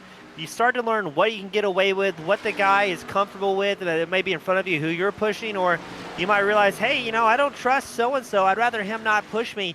And they're able to communicate back and forth and work on it. But look at James Mullins. He had a good early run, but he's already lost 2 positions so far to James Taylor, Kevin Steele. Taylor and Steele having great runs, able to get around the number 40 machine relatively quickly. I'm not sure if Mullins just doesn't come to grips with the car later on the run, or if he's just playing smart, going, you know what, these guys are pushing pretty hard. They're willing to risk it a little bit more than I am. As long as I'm in the top 10, I'm happy. But Mullins, he's got a whole bunch of angry cars behind him. Taylor, White, Lowry, O'Brien, Medeiros, they're all in the mix. You see an absolute stacked field with only a few hundredths of a second separating these guys on lap times, and less than a second separating about 8 cars right now from 6th place back. Yeah, it's been quite a battle. It wasn't on screen for the viewers at home, but what James and I were looking at was the number 37, Jason Taylor. He made a move on the number 40 for 6th position. He got around and got clear of him, but the 40 got the better run out. He was able to pull off the crossover and got back ahead of the number 37. So now it's back to the drawing board for these Black Flag Motorsports teammates as they try to scratch their heads and figure out, man, how are we going to get around this number 40? Because Mullins' defense that he's playing right now is nearly flawless. He has been able to defend that 6th position like his life depended on it. He's hitting his marks, and even when the 37 gets a run and throws a wrench in what he's trying to do, he's able to adapt like we saw with that crossover. It takes some quick thinking and a lot of confidence to make that kind of move, and that's exactly what Mullins did. And now, all of this battling, you mentioned it, Mason Lowry, he's not far behind them, as well as Sean O'Brien Jr. in the number 65, with a little bit of rear advantage. These guys have made themselves a part of this party, and they are, like you said, probably getting a little bit frustrated. It is not the most pleasant experience as a race car driver to have a little bit more pace than the driver ahead of you, but be in a situation where, whether it's because of the track conditions or simply some other factor, that you can't get around them. The passing just isn't quite as doable as you would like. And here goes Jason Taylor again down to the apron. He's going to make contact sliding up the track. How did they save that? 3 wide. Yeah, he got hard in the inside door, the number 40. They managed to save it. They're going to be 3 wide again through the tri-oval. It is anybody's guess what's going to happen. There's a lot of variant speed here. Mason Lowry, he got the best end of that deal in the number 56 machine. Behind him, he's got Taylor, he's got Mullins, he's got O'Brien all in the mix. They're going to go 3 wide once more down the back straight. It's number 37. Taylor gets a good run, but here comes James Mullins down the inside of the 40. He's going to make it stick. He is going to slide up the track on corner exit. Here comes Jason Taylor again, trying to make something happen. And it's funny that happened right when I was talking about the frustration that builds when you're stuck behind somebody. I think that's exactly what kind of fueled that move and the logic behind it. I think Jason Taylor had decided, all right, I've been behind this guy for a long time. I know I'm faster. I'm going to send it on the bottom, and either it's going to stick or it's not. And it just didn't quite stick. So on the replay here, 3YTV multicam, top right of your screen, Jason Taylor trying to make a move down the bottom. But of course, the difference in banking, you go from the banked racing surface down to the apron, that got his car a little bit pushed loose sliding up the track. That shoved Mullins up towards that outside safer barrier, which, yeah, I guess you could call that teamwork. We talked about teamwork, and in a way, that move opened up the door for his teammate to make that overtake, and now his teammate is up there in the 6th position ahead of Mason Lowry. So maybe some unconventional teamwork, but teamwork nonetheless. If it fits, it ships here at 100% Cup Series. And again, 3YTV, you couldn't have an more apt name broadcasting company for that replay. As we saw our competitors go 3 wide for 2 laps in a row. They're going to do it again. The number 37, James Taylor, dives it down low of Mullins. Can he make it stick here? Oh, man, not a lot of traction these guys are able to play with. Now it's Mullins and O'Brien. They're going to go side by side. Mullins used up a little bit too much speed there, and we're going to see him fall back going into the tri-oval. Jason Taylor falling back a little bit. We got 2YTV multicam on the top right of your screen. That looks like the number 77, Dalton Mobley. He's going to be... Oh, yeah, our producer was telling us in our ear that he blew an engine. I got to wonder how that happened. Maybe some radiator damage from an incident earlier on in the event. But he was just making his way through the tri-oval there, James, and poof, there it went. When Dalton came down pit road, he was only 1 or 2 laps down from the leader, so may have been involved in an early incident that we kind of touched on earlier. It just takes one little good hit to the radiator, and then you can have big problems. Maybe ran too much tape. We'll have to try and get in touch with his crew chief and see what could have happened. But, man, I don't think these guys in 8th, 9th place know that this is 8th or 9th place. They're battling extremely hard, like it's the last 10 laps for a podium here. Yeah, this has been crazy battling all throughout the race. I think you and I both agreed at the end of stage 1 that patience was going to be the key. At least we were on track. That's kind of what our focus would be on. But we're not seeing a lot of that so far in stage 2. We've seen a lot of frustration. Of course, some of these drivers like Jason Taylor getting stuck behind some traffic and feeling like they should be able to make this move.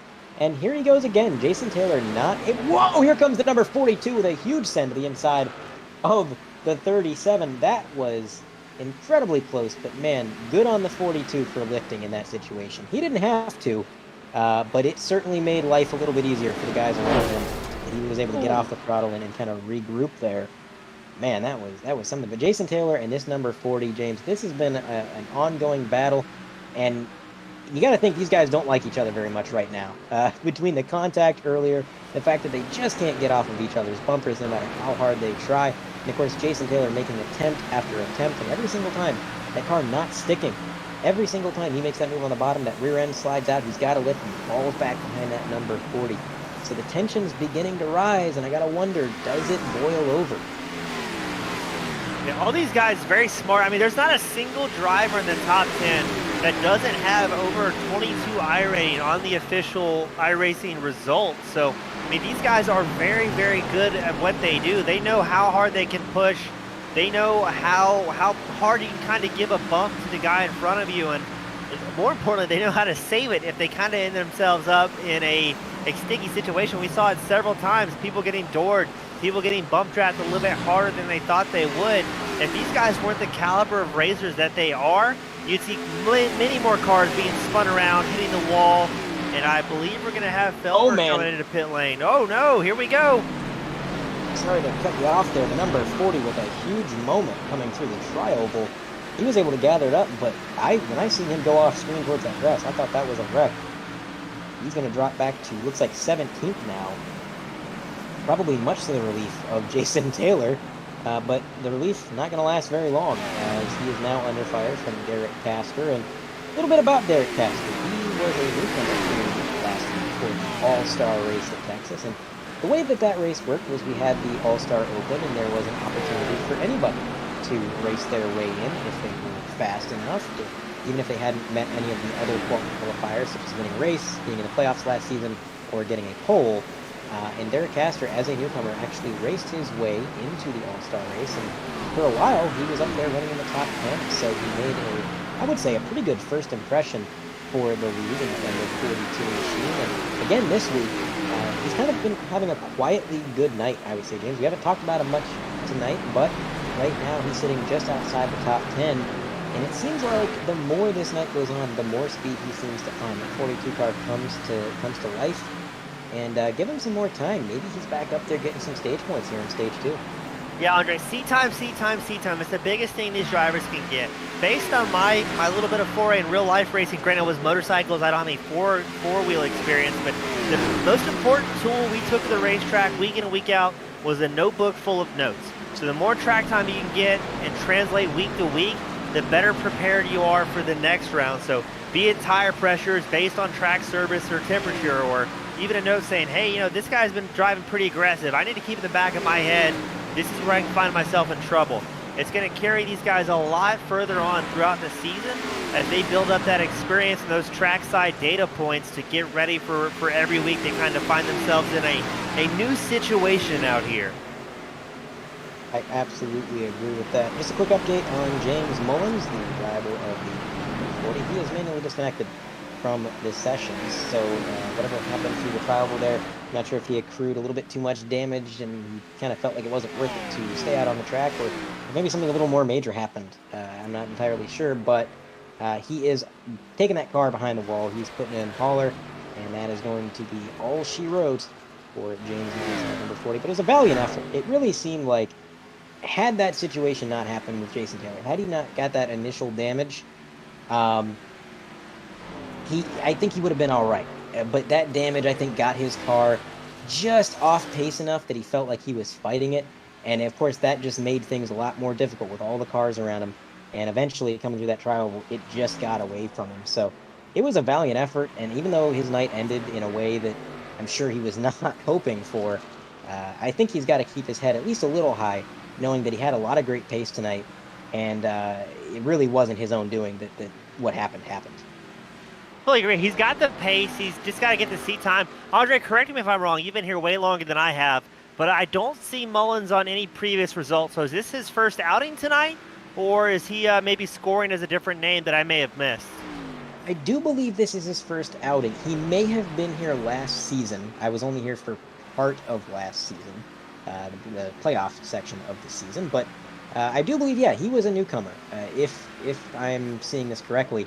So that, again, it would have been, and kind of even still was, a good first impression. Again, he had the pace, just a few unfortunate incidents, and that's to be expected. You know, you come to a track that nobody really knows, and you put some drivers that are really close together and just a little bit off in pace, and of course there's going to be some fireworks every now and again, and it's kind of amazing to me that it took that long to really have two drivers start battling that heated. As even our leaders, you know, they've been running identical lap times pretty much since the drop of this green flag, since the last restart, and they haven't really been pushing it too much. They haven't gotten into one another. They showed each other the bumper earlier in stage 1, but everything up front has been relatively calm between them. But throughout the field, a lot of battles, a lot of fireworks, and unfortunately, Mullins just a bystander in that kind of situation. And also, just an update, Carl Felver has disconnected. I heard over the radio that he was having some internet issues, blinking out quite a bit. Maybe thought that he was being a bit of a hazard and kind of decided to take himself out for the sake of the drivers, which very respectable play. It's never an easy thing when somebody else comes across the radio and they say that you're blinking and everything seems fine to you on your end of things. It looks like everything's all right, but everybody else is saying, oh, you're blinking. It's hard to race around you, and it's a difficult decision to make to take that car behind the wall. But I would say it's definitely the bigger play out of anything. So Carl Felver behind the wall, unfortunate end to his night after, I would say, a lot of adversity, a lot of situations for that number 15, and an unfortunate end to his night. Biggest thing with these competitors is trust. Week in and week out, we're seeing some pit cycles here under green, but the biggest thing is trust. You get used to the same guys. It's not like an iRacing official lobby where you're thrown in with a bunch of new folks every week. You do the same guys week in and week out, so everybody wants to have the ability to trust their guys next to them and know, all right, if my friends here are saying I've got problems, face value, they're telling me it is what it is. This is what's going on. So you see that a lot with private leagues where you get to run with the same guys week in and week out, especially here at the 100% Cup Series, where you're really hanging out. You're here together for three and a half hours, once, twice a week. So you definitely build up that repertoire with your friends and know who you can stick with and take at face value. That is absolutely true. Drivers' reputations and not even just their reputation, but knowing the driving styles and the kind of commonalities between the drivers, what strategies they tend to pull. It's all very good information to have. And of course, like you said, they're spending so much time together and racing around each other for so long each Saturday night. And of course, even off the track, a lot of these guys will sometimes get together for game nights or movie nights and kind of hang out and talk. So a lot of camaraderie, a lot of, I would say, a lot of knowledge between everybody in this league. Everybody knows each other pretty well. And I think that lends itself to the on-track racing product. Is now, here we go, Bryson Hickson-Baugh is making his way out of pit road. He was the leader at the time that he came into the pits, and it does not surprise me. The pit sequence has kind of began when it did. The next stage, I believe, is going to be lap 185. Correct me if I'm wrong. I'm going to take a look at this just to double check. Yes, lap 185 each stage. So roughly 43 laps to go in this stage. That's about when the green flag pit sequence began in stage 1. But what is interesting to me, James, is that Bryson, who stayed out a little bit longer than Benefiel last time, hit it earlier. And Benefiel has yet to make his way. Oh, wait, no. Benefiel did pit. So these two are actually racing for position. And Benefiel got the advantage. He got out ahead of the 63 for the first time all night. I mean, it had almost identical pit stop times. Benefiel was about 0.3 of a second faster than Hickson-Baugh on that pit. And he's actually on the pit road just a little bit longer, almost a second longer than Hickson-Baugh, but something came together for him, and he did a good job getting out front. So that's going to leave both of these drivers with about five tire changes left, and we're seeing mandatory pit stops due to fuel every 45 to 55 laps is about what the pit window is out here. So I mean, we still got a long way to go, and it's looking pretty good that these guys are going to have plenty of tires as the race develops to stay out pretty long and keep clicking off laps. But I'm very impressed with the drivers we're seeing out here tonight, as Matt White in the 70 machine, he's going to get some laps led for the first time. Staying out sometimes, maybe those laps led, and they don't really count for anything point-wise, but they do go on the stat sheet, and they do look nice. We've had some drivers throughout the season try and stay out and lead some laps. Cody Bird, he's kind of known for that, just trying to stay out as long as he can. Get some camera time, get some laps led on the old stats sheet. Nothing wrong with that, but you got to think Adam Benefiel is really sighing breath of relief here, because he's been fighting so hard all night long to get around Bryson Hickson-Baugh. He's been right behind his bumper, even been close enough to show him the bumper a time or two tonight. And every time, Bryson's just gotten away, just out of reach. Now, this pit sequence has finally played out in favor of the 83, and what I'm seeing is that he's actually pulling away now. Last time around for Bryson Hickson-Baugh, 29.507. For Benefiel, 29.458. So 0.05 of a second advantage to the current leader, Benefiel. And again, this short run should be where he is best if Bryson's kind of assessment of his setup and his driving is accurate. And I kind of trust what Bryson says. I think he knows a thing or two about the competition. So that's going to be interesting. When this all cycles out, they should be the leaders. But again, we've got John Fike, Jason Taylor, Sean O'Brien Jr. These drivers have yet to come down pit road. Dustin Hall about 2 seconds behind Bryson. He's made his way down pit road. So going to be a battle for the lead, and I'm curious to see who has that long run speed and what does it come down to as these laps wind down and the stage points go on the line. Brian, he's coming into pit lane. His last pit stop was around the lap 97 mark. Still have Matt White, Jason Taylor, they're out front. Their last pit stops was on lap 92. So these guys are definitely going to run down until these cars are empty. You see Matt White, he's coming in now on lap we're going to call it 149. So about 57 laps is the max we're seeing the drivers stretch it out here around this new raceway. Yeah, and I got to think the tire wear is the more important factor here. I think they're probably not even coming close to a fuel run. I mean, we saw Cameron Stone in the first stage stay out for roughly 70 laps, and of course Carl Felver staying out even longer than that because of the first caution there with the number 24 kind of getting into the back of him there late into that run. So we know there's a lot of fuel in these machines, and they can go quite a distance before that becomes a concern. But the tires are just wearing so quickly, as you expect to see. I mean, it's a concrete surface. The cars are sliding around so much. The rear end of these cars is hanging out as if we were watching a dirt race sometimes, especially once the grip levels start to fade and the tires go away. So these drivers placing a ton of importance on tires. And I like what you mentioned earlier, James, about how these drivers are really leaving themselves a lot of tires allocated for the end of this race, because we haven't had that many yellow flags, we haven't had that many pit stops. They still have roughly, depending on the driver, about 5 changes of tires left. That's plenty. I mean, we're approaching the end of stage 2, and if they have a pit stop right there at the end of the stage, into stage 3, that leaves them with 4 sets of tires for the entirety of stage 3. And what that tells me is they're going to be a little bit more aggressive, because they know that if we get a caution, if something happens, they're going to be able to pit. It's not going to be a concern. If they get a yellow flag, no sweat. Come down pit road, get 4 fresh Goodyears.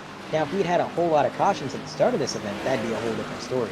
But the way this is shaping up, I think it's going to be quite a show at the end of it. Fully agree. They've got the tires, they've got the knowledge as well, going, all right, it's been pretty green so far.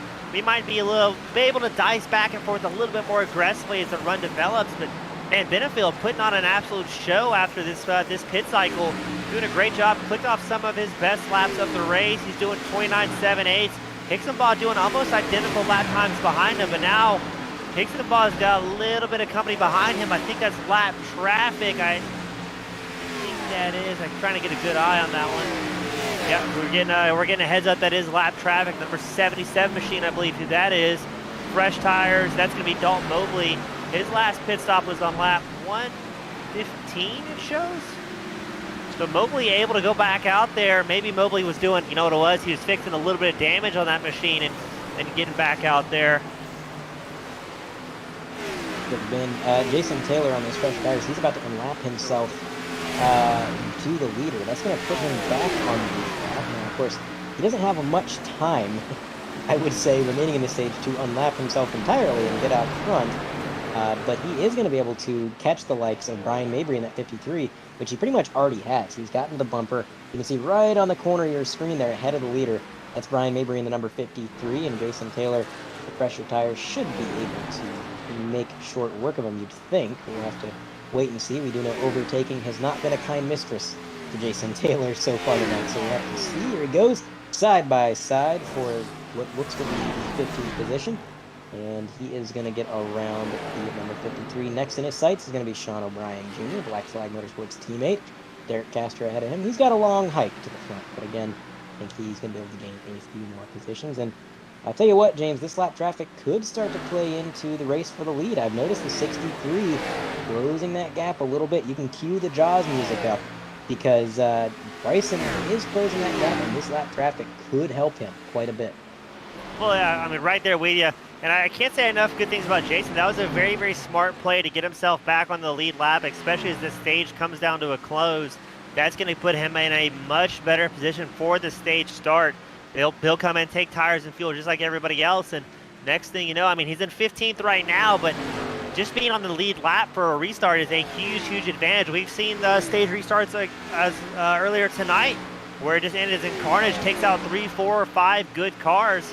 So, I mean, he's still within striking distance of a top 10 tonight. If he can get a good restart at the end of the this stage here, beginning of the next one, and he may be able to put himself in a little bit better position. Absolutely. Being on the lead lap, that's the most important thing. He can go out and he can try to overtake a few more drivers, get himself in a little bit better track position, and I think he will. But just being on the lead lap, that is what needs to be his focus, because, like you said, if you get a little bit of an issue on the restart, some cars start to crash out, and he's able to avoid it, that's free track position, which means free points. So Jason Taylor, he's had a fast car all night. It's just been a rough battle. Here we go. The battle for the lead. Bryson sideways out of the corner. He slid up the track, he slid down the track, and ultimately he wound up side by side with Adam Benefield. Benefield coming down the track as Bryson slides up. They're able to avoid each other. No contact. Staying side by side. Benefield did a phenomenal job of pinching Bryson, making sure he wasn't able to rotate that car freely like he needed to. But is it going to be enough as we have a wreck in front of the leaders? Kyle Ammons sliding up in front of them. And here they go. No caution flag yet. They're going to stay side by side again. Benefield with a better run out of the corner. What a moment. These guys got so lucky right there. I mean, Benefield, Hixenbaugh, they need to they need to give that guy a good pat on the back. That was such a very close shot of ruining the race for two extremely fast cars. Well done for our drivers calling it out and letting the leader pack know, hey, we've got problems up here. But I mean, Benefiel and Hicksaball, they couldn't have been more lucky in that situation. I would say Benefiel was definitely the more lucky out of the two. He was able to use that opportunity to get back ahead of Bryson, and I think had that not happened, I mean, you can never say for sure one way or the other. This races like this could go either way, but if I was a betting man, when I saw the 63 getting that run through the center of the corner, I think he was going to get clear of Benefiel. And then, of course, Kyle Landon in that number 20, he slid up. And I think both drivers were probably expecting a yellow flag, and it never flew. And Benefiel was just quicker on the draw. He saw the situation for what it was. He knew that's a single car spin. If nobody hits him, this is staying green. So he got his foot on the loud pedal. He pulled out ahead. So I said he was the luckier of the two, but now that I'm saying it out loud, I think he might have just been maybe the quicker thinker in the situation. Full-blown ARCA brakes, when in doubt, throttle out. I mean, I've been in that situation where you're the faster car or faster racer splitting a slower machine. I've been in the position where you're the slower machine getting split. I'm not sure which one's more terrifying. I almost want to say it's more scary when you're the faster machine making the pass because you know it's happening. On motorcycles, in my background, no rear view mirrors, so you don't really know what's about to happen behind you. But oh, looks at Hicksaball. He's using every inch of the racetrack, getting almost all the way on the apron, trying to make something happen on Benefiel. Oh, this is very, very tight as this stage comes to a close. These guys are hammering down. Benefiel is going to take it down the inside as well. Hicksaball all over the rear corner panel, but it looks like Hicksaball is going to get clear here, and Benefiel is going to get pushed back one spot. Question is, can Bryson hold on to it? I've said it before, I'll say it again. Sometimes it's a little bit easier to be the pursuer in a situation like that. You've got a car in front of you for reference, and you know that whatever the leader's doing, maybe you can take it just a little bit further, drive it in a little bit deeper, run a little bit lower, but then you get out in that clean air, you have no car for reference, and almost like when you come out on fresh tires for the first time in a long time, it's almost uncharted territory. Luckily for Bryson, doesn't seem to be much of an issue. He is pulling away from Benefiel, and I think this is playing out exactly like Bryson expected. He said in your interview with him there, James, that the long run speed was where he excelled. He felt like the car was perfect on the long run, and as long as he was close enough to make something of it, once that car came to life, he was going to be all right. And Adam Benefiel, he had that short run speed, he got out front and led a lot of laps, but now that 63 is just on another level as that 83 continues to fade. I see him getting incredibly sideways through the corners. And on your screen, there's a whole nother battle. Look at that, Derek Castor in the 42 down to the low line, trying to get around the number 4 contact. They're going to bump doors. They're still bumping doors. One car putting 2 tires in the grass. Man, I've said it a few times tonight, but how did they save that? But he did. There they go. It's Devin Medeiros and Chad Edwards both involved. I'm not sure if that was a little bit of frustrations coming out there and drivers getting back into each other or what that was, but it looks like they're going to stay green, and man, they're bumping and grinding. I'm not sure if that was they were bumping earlier on, so I'm not sure if that was a little bit of a payback shot or what that might have been, but this is your battle for 12th on screen right now. It has been very, very aggressive driving in that whole pack. I think we're going to get a replay from our production crew. Oh, that's a good one. Just shows these guys getting bumped and getting loose, and then the next time by, they're going to do it again. So look at the number 4 on the left side. Oh, no! One of the drivers, I believe that was Medeiros, got into the wall, and then Chad Edwards gave him a very hard hit as he drifted back down the racetrack. Yeah, that was just a lot of unfortunate incidents that kind of had a domino effect from one another. I mean, Chad Edwards, when he was coming out of turn 4, you could see him get sideways and loose, and he was trying to gather it up, but unfortunately, Medeiros was right there beneath him, and he didn't have room to save it. So they came together, and then they seemed to have got it gathered up, but of course, from that sliding and of course having dirty tires from going through the grass, Medeiros got back up on the racing surface. They do it again. Chad Edwards gets into Devin. Ooh, man, these two, they can't get away from each other, can they, James? Oh man, I'm not sure what's going on here. Frustrations are starting to boil, or might be what happened, but Chad Edwards looked like he got into the inside quarter panel. And man, I'm not quite sure what's happening here. Chad Edwards dropping down the scoreboard, which catch the replay. Oh, that's what's happened. So we're just getting reports Chad Edwards had connection problems. So if you're kind of new to the iRacing, so if you're new to the iRacing service, if you have connection problems, sometimes the simulator, excuse me for those watching at home, they're going to treat me angrily after here. It'll lock in your current input. So if you're holding the wheel straight, full throttle, and you disconnect, it's going to keep sending your car full throttle straight ahead. So that's what's happened. You saw number 4 machine just get into the quarter panel of Devin Medeiros. Devin does a spectacular job holding on to that 217 machine and keeping it out there. That was a heck of a save. I have a bit of a different theory. Looking at the chat log, which generally tells you when everybody is disconnected or had a timeout issue, I don't see Chad Edwards' name mentioned in that list, but he did disappear. I think he may have hit the incident limit. I think he may have gotten too many X's, and he got the black flag for that. I mean, he had to be close. He got into the number 7, what is it? I'm sorry, number 217, coming out of turn 2, went through the grass, so that would be another 2X.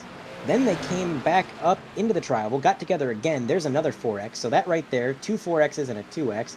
So you got 10 incident points right there. Then they got together again, coming out of that corner into the quarter panel. The iRacing incident limit in this race is 13. That would have put him at 14. So I think he may have just gotten a straight-up disqualification. I'm looking here as well. I don't see, I mean, I'm looking at the same stuff you are. I don't see it anywhere on live time and it's scoring or disconnects or what might have happened. Yeah, it's an interesting situation. Again, it's not showing him as disconnecting. It doesn't show him as having packet loss or anything like that, but he is now 5 laps down. And when you spectate him, he's in the garage. So either he got the too many incident points, or he disconnected due to internet issues. One way or the other, we'll find out eventually. Maybe even if he hops into the infield care center, we'll have to see.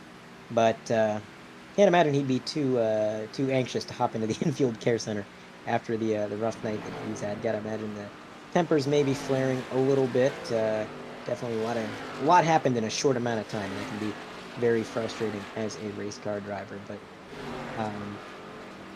here we go with looks like I'm looking at pit road right now, and Kyle Ammon is currently reversing out of his pit stall and just kind of sliding backwards into other drivers' pit stalls. So potentially away from his simulator rig, just letting the car drift back. That's an interesting situation. But in the meantime, Bryson is still leading the race through all of the chaos. He's got about a 1.4 second lead over Adam Benfield. Dustin Hall is 3 second behind the leader. Robert Miller an entire 9 seconds back. So getting a little bit of separation. And I gotta say, I don't think that really surprises either of us, James. All that chaos definitely breeds a little bit of separation. Yeah, I think the guys up front right now are just happy to not be in it. They're going, all right, we hear what's going on in the driver radios and between race control and these athletes out there. So they're thinking, all right, you know what? Maybe we can just finish this stage, and I'm fine here in second. You go ahead. I don't want to get on anybody's ire as this run develops. We've seen a little bit of carnage, a little bit of hurt feelings, and a whole lot of damaged cars as we keep chugging along. All right, so Snapchat to the rescue, James. I got an update. I messaged Chad on Snapchat. I asked him what happened. He did confirm he reached the incident limit, so that was a disqualification. So that's what happened. The number 4 has been DQ'd for too many incident points. No disconnect there, but that's crazy because you got to think he accrued, if I'm counting right, like I said earlier, he accrued all 13 of those incident points within a lap and a half. That's pretty crazy and almost impressive in a way, as Kyle Ammon finally disconnects. He's taken that car behind the pit road wall after backing up down pit road for a ways. Maybe that's where he was going when he was in reverse there, behind the wall, as we continue to watch this race. And the stage is coming to a close. I mean, we're at lap 178 out of 185, and I would say with 6 laps to go, if you're Bryce and Hixenbaugh, it's all about just hitting your marks. You got a 1.3 second lead, not much challenge from behind, and looking out his windshield, there's not much lap traffic to worry about. So a little bit of consistency, a little bit of patience, and he should be smoothing, sorry, can't even speak, sailing smoothly into the stage win if he can keep at it. You done it, Andre. Now the commentator's curse is for sure going to hit. You see Adam Benefield, he's able to get through lap traffic pretty well as well. So for the most part, clean track ahead of the top two. Bryson Hickenbaugh, Adam Benefield doing a great job. Dustin Hall, he's moved up to third in the number 1 machine. He's about 1.7 seconds back from Benefield. I don't think we're going to see much action shaking up in our top 3 as this stage winds down to a close. And these top guys, top 5, top 10, have to be ecstatic that they're not involved in any of the drama that's going on the racetrack right now. Able to kind of keep it clean, work on their notes just a little bit more as the race develops, and just be happy to have some clean cars as we get way past the halfway mark here. Absolutely. It's a startling thing as the leader when you round a corner and as you're coming out, you see that tire smoke up in the tri-oval or somewhere else on the track, and you got to wonder, is that something that's happening now? Did that happen when I was on the other side of the track? And then you start thinking, well, that could have been me, especially if no yellow flag flew and you just see sort of the aftermath of an incident, which I'm sure the leaders were acutely aware of when they came through the tri-oval and saw all of the tire marks and the smoke from all of the beating and banging from the number 4 and the number 217. So right now, with the field starting to thin out a little bit and the laps winding down, like you said, just probably glad to not be a part of any of that, just kind of off in their own little world, a little bit of separation and some time to breathe in a race that I'm sure has not been the easiest to run. Again, a very difficult track to race. The cars are on the ragged edge all night long, and only a few cautions for cause for these drivers to actually take a moment to gather themselves up and take a second to breathe tonight. So we are on lap 183 out of 185, the stage growing ever closer to the end. And look at that, James. We got Adam Benefield in the closing laps actually running quicker than the leader by something to the tune of about 1/10 per lap. It wasn't quite that much last time back, but he did go from 1.3 down to 1 second. So maybe not enough time, but maybe finding out how to drive that car in the long run. Seeing that Benefield put down a 30.85 that last time by, so both of these guys, they're about a second off. They're 1.8 seconds off their best lap times in the session, but being able to carry this much speed this late in the run is very impressive. I mean, we're 47 laps in or so, 44 laps into the run on these set of tires. So everybody's doing a great job staying out there and keeping that average lap time fairly low. Here we go for the Publix Chicken Tender Subs on sale.com white flag of the race. Our leader having some internet issues. Oh, there, man, he blinked out quite a bit there on this final lap of the stage, but he's back and the connection seems to have stabled out. But you know what hasn't stabled out? The price of Publix Chicken Tender Subs, because they're not on sale. They've gone right back up to their standard price. And in the meantime, here goes Bryson taking stage 2. So I'll tell you what, James, it's looking good for Bryson so far tonight, but I know you haven't been around for the previous races. I'll tell you this. There's been a few races where Bryson has swept the stages. They don't tend to end so well for him. So that imagine maybe he's getting a little bit nervous to try and carry this thing through as Adam Benefield finishes second in the stage. Dustin Hall is going to be third, Robert Miller fourth, Kevin Steele fifth. Outside of the top 5, you got Mason Lowry, Matt White, Cameron Stone, Jason Taylor, and the final driver to nab that stage point. You're not going to forget him. It's Brandon Pearson, number 38, nabbing P10, and there is the official stage caution. So I'm doing my math here. So we're on lap 100. Yeah, we're doing math here up in the booth. So it's about 185 laps, was our 187 or so. We're going to see the first caution come in. That puts our next pit window around 237. I appreciate the overlay on screen. The math shows a broadcaster hard at work. That's why we make the big folks up here, ladies and gentlemen. It's not because Andre and I are the absolute best in the business, but it's because we put those pins to work week in and week out. You don't find that anywhere else besides 3Y TV putting in the work for you guys at home. So I got my pen and paper here. We're coming in about lap 187. That puts our next pit window at around 237 and then 287 after that, depending on yellow flag. So going to be interested to see how the drivers mix that up just a little bit and see if they're going to make this a 2 more stop race after this, or if we're going to see a little bit of strategy to do a little bit of undercut and a little bit of overcut. So there you go. That's your 3Y television math of the night. Sponsored by Publix Chicken Tenders. Are they on sale or not.com? Close enough. Tough indeed. They are still not on sale, no matter how much we want them to be, unfortunately. And again, for those of you who are disappointed that this is the final week for the R Public Chicken Tender SubsOnSale.com white flag of the race, again, all complaints can be forwarded to Damara Sickenbottom and Kevin Steele, league owners and admins. They weren't the ones that actually brought upon that sponsorship, but I'm still saying you can send your complaints to them. Uh, we need to bring this back. We need to make sure this continues. We're starting a movement as Bryson continues to make his way out of pit road. He's going to keep the lead. Adam Benefield not quite able to edge him out. And speaking of Bryson, James, how about you have another interview with him? He's got the second stage, so we're going to talk to him again. Bryson, it's James up in the booth. Do you read me, sir? Yeah, I got you. Bryson, another great performance. You're leading pretty much all the stages here, but I heard a little tidbit as the race develops. That's who you kind of run into your problems. Are you feeling nervous yet? Or are you feeling good and strong? Yeah, the setup changed a little bit as we were getting through there. I think I was just pushing a little bit too hard racing with Adam, and it's a little bit loose off, but hopefully I'll be able to fix it just by driving a little bit easier on the tires. It's definitely interesting there to have Adam go by me and try and see if I could catch back up to him. Looks like you and Adam were pushing very, very hard early on. Do you think that might have attributed to the tire wear that you were kind of fighting as the run developed? Yeah, definitely. I was definitely getting on throttle hard out of the corners to keep my gap on him and not let him get by me early.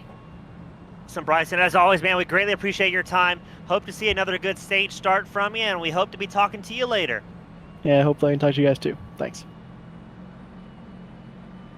That's current race leader Bryson Hicksabaugh. 1,000% sad that the Publix chicken tender sub sandwich is not on sale. So I know he's going to be filling out a post-race survey, sending an angry tweet to the league owners here, trying to get those sponsors back on board. But always a pleasure talking to Bryson.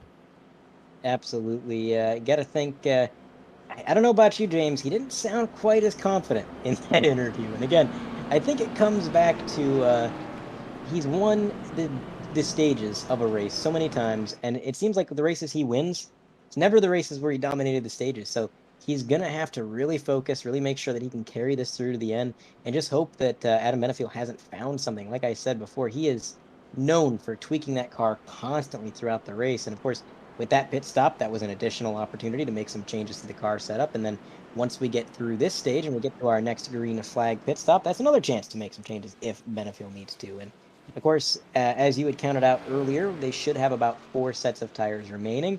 And when you consider they have to stop at least one more time to make it to the end, that's going to be 3 spare sets of tires.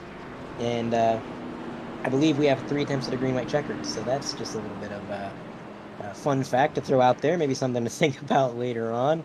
But the lights are off on the pace car, and Bryson will be our control car. Once again, a very familiar sight with Robert Miller and Dustin Hall trailing not far behind there in row 2. Kevin Steele with a quietly consistent night. He's going to be restarting on row 3 again. I think that's where he was on the last restart, was there in row 3.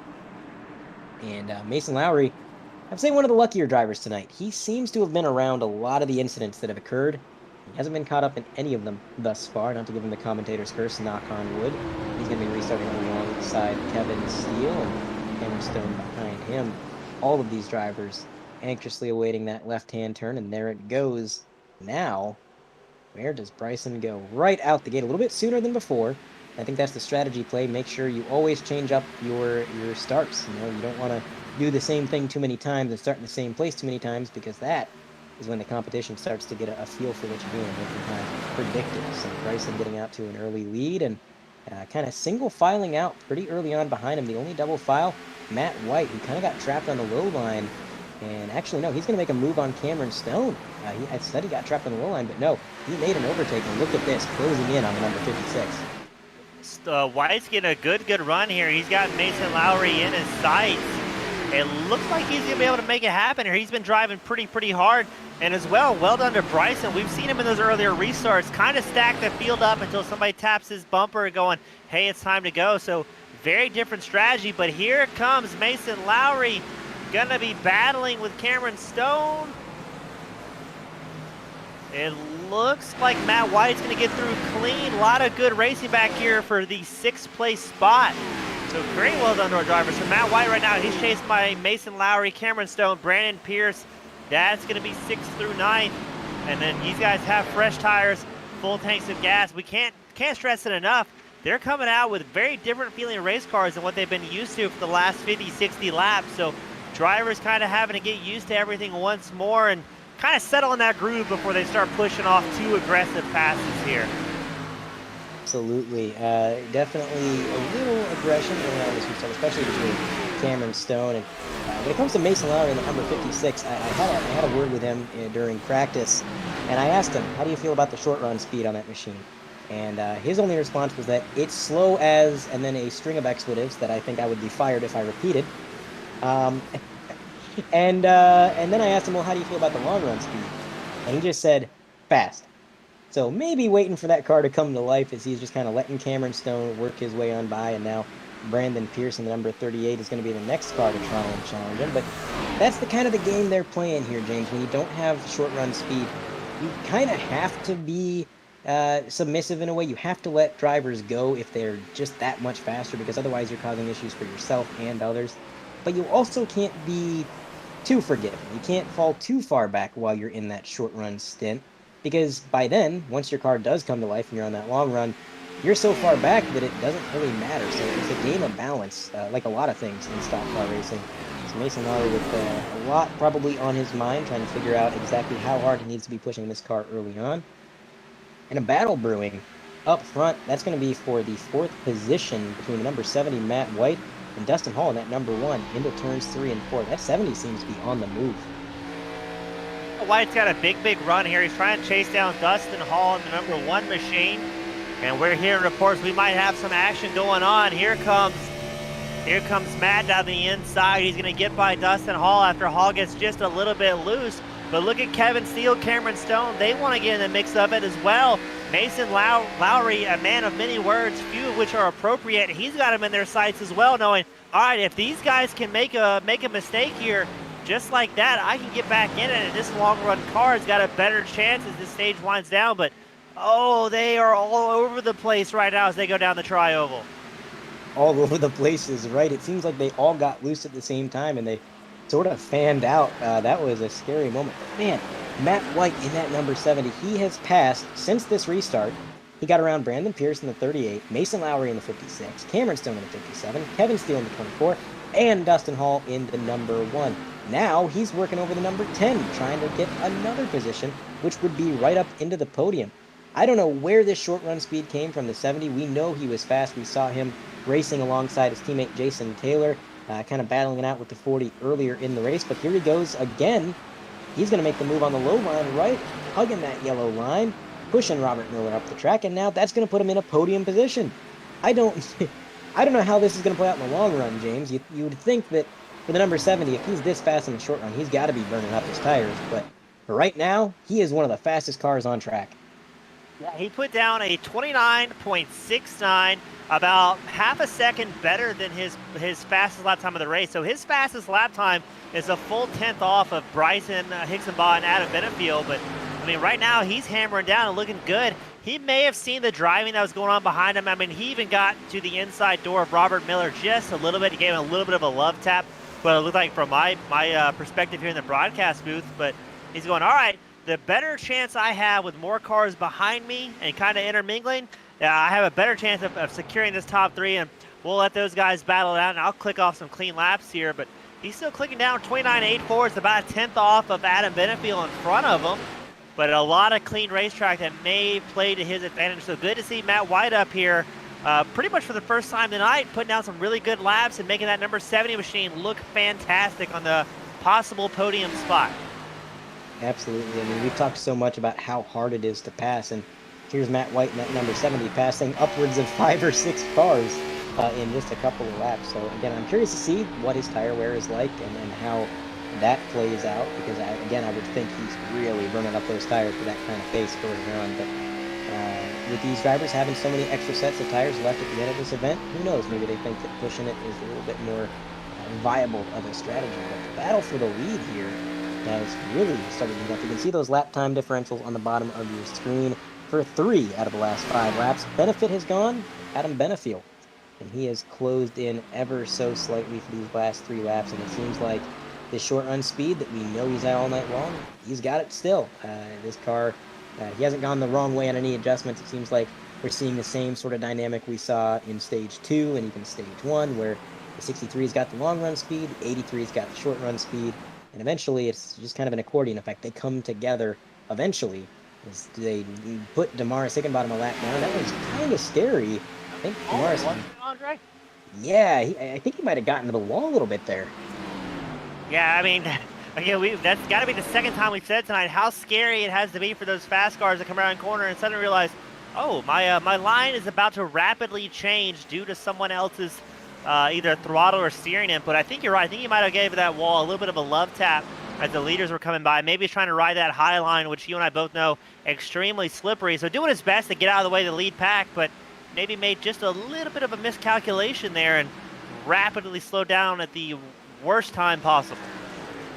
Yeah, it's difficult for a lap car at this track, I would say in particular, because we've had a lot of close calls with lap traffic, and I know from a spectator's perspective, you're thinking, man, what are these guys doing? But this track has so little grip.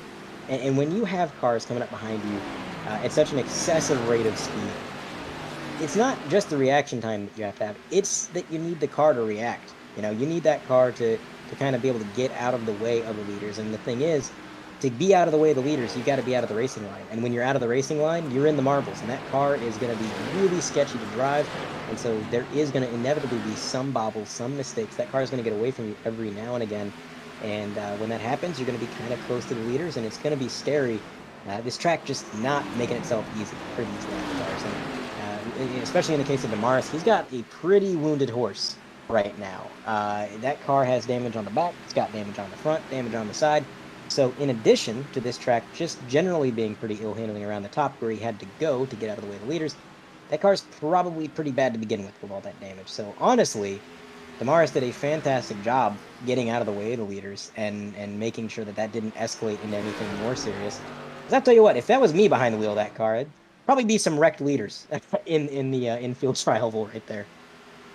You made a really good point. What it looks like from spectators that are watching from across the world, this 100% Cup broadcast, I don't think people have an appreciation, even the quote-unquote slow guys out here, the guys that aren't in the top 10 or even on the lead lap, they're by no means slow. All of these guys are extremely experienced racers, and what people get into the mindset is they kind of get used to, single-player, pure games, arcade games, not iRacing, not a pure sim. They kind of get used to battling with AI opponents and are able to easily, put down some laps and pass everybody and check away. That's not the case on iRacing or the 100% Cup Series. These are all real-life racers, or sim racers, I should say. I don't know who has real car experience or not, but all of these guys put in their work throughout the week on setups, on practice, and every lap they're giving it their 100% best. So from first place down to 31st, these guys are no slouches. So even being in a top 15 in such a stacked and varied field is truly an accomplishment by itself that I don't think really gets across for somebody that just hops in and goes, oh, cool, online race cars. Now, these guys are putting in real-life work, real-life man-hours to make this happen, and it really shows that the guys were able to make it click just a little bit better. Absolutely. The amount of work that goes into it, and you hit the nail on the head. You mentioned at the top of the broadcast that the strength of field in this particular race is above 2,200 iRacing, which is pretty high when you consider how many cars are in this race. Everybody in this field is here for a reason. They are very talented drivers, and this track is just extremely tough. I mean, it'll eat drivers for breakfast no matter how talented they are. And so that's why you kind of have this discrepancy of, sometimes we've seen some scary moments throughout this race. What happened with Kyle Amon, what happened with Damaris there, a few other incidents with Chad Edwards and the number 15 there.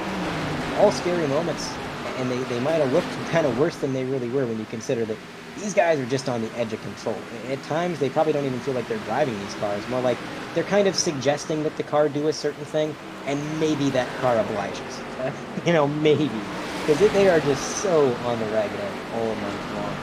And it's a difficult thing to deal with. But the battle for the lead, not really changing. Adam Benefield dropping back a little bit last lap, where he's been, before that, pretty consistently running with the leader in terms of lap times. And then got a 3-second gap back to Matt White in number 70. And I'll tell you what, we haven't done one yet tonight. So how about we take in the sights and sounds of this new track, well, this new old track, we'll say, with a Shano FX Overdrive.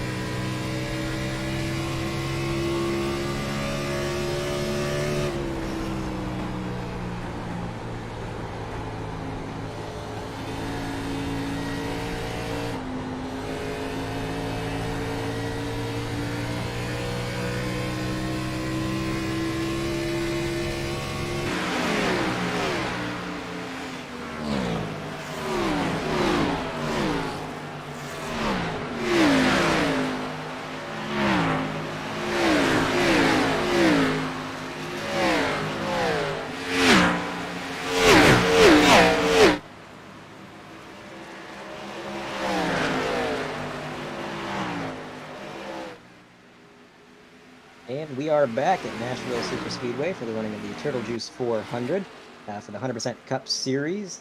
And since we left, nothing really changing too much. Price and Nixon Boss still out and away, although actually a little bit has changed, as it would appear that the number 83 has made his way down pit road, and Matt White inherited second place in that number 70. So kind of an early stop there for Adam Benefield, maybe trying to pull off the undercut that got him out front last time here, James.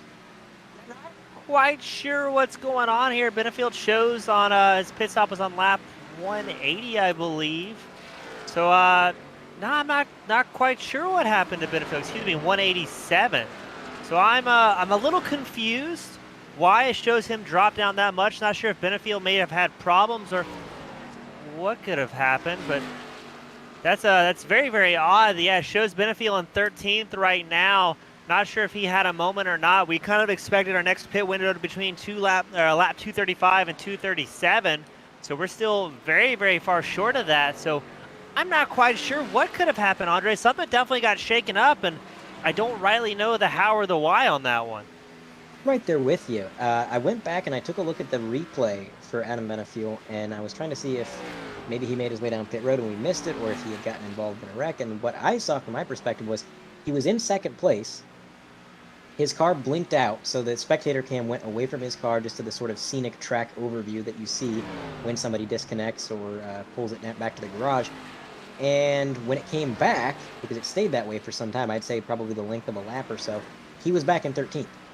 So something happened in that gap where yeah, Andre, we're hearing from race control. So these tracks, both real life and virtually, they've got timing loops throughout the racetrack. It allows us as broadcasters to track their speed times around different segments of the racetrack, and obviously it counts their laps. So what could have happened, I've heard of it happening before, but I've never actually seen it. If you have such a massive blink that you're not on track through iRacing's point of view, it will not count that segment. It'll give you a not scored lap time. So that could be what have happened to Mr. Adam Benefield. It could have put him a lap down by just saying, hey, we didn't record that lap. You didn't cross the live timing loop from our point of view. So welcome to 13th place with a whole lot of bad luck for Adam Benefield, the number 83 machine. And that's heart-wrenching. I mean, Benefield having such a good night all night long, and I know he's been looking for another win. Very, very talented driver. He's got a couple of wins this season, but I know it has been a while since he's been to victory lane, and he wanted to grab another one. And it seemed like tonight could have been the night, but to just simply not have your lap scored, that transponder went across the line, and as far as iRacing is concerned, that transponder didn't exist. So, again, like you said, just scored a lap down there in 13th. Very, very unfortunate. Not necessarily an insurmountable issue. He is the first car on the lead lap. Chad Sanner is the car behind him. And it looks like he's pretty much securely ahead of him. So if we get a caution, he's going to be the lucky dog. That would put him all the way up in 13th on the lead lap, which would only be row 6 or 7 on a restart, theoretically. And we know he's got a lot of short run speed. So if the cards fell in his favor, if he got a couple yellow flags that were conveniently timed, he could be back in it. But still a massive setback, and now he's kind of relying on a little bit of luck to get back in the game. You might have a little bit more NASCAR experience than I do, so here's a question for you. So we know we're going to have that, from my understanding, we have one more stage, correct?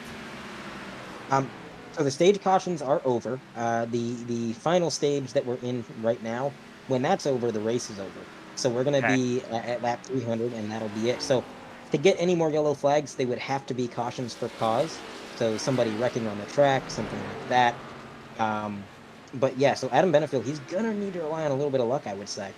Okay, now I understand how dire the situation is for Benefield. You're right, he needs to get a caution, and then he's got to stay out and then try and pit after everybody else has to try and stay on the lead lap with new tires, because if he does get a yellow flag and a chance at redemption here, he's got to have fresh tires for that final run. Again, we're expecting him to come in the next 7 to 10 laps if they keep the same pit strategy most of these guys have had all night. But, oh, man. So and I think now's the time as well we're going to see how far can they actually stretch it out on fuel.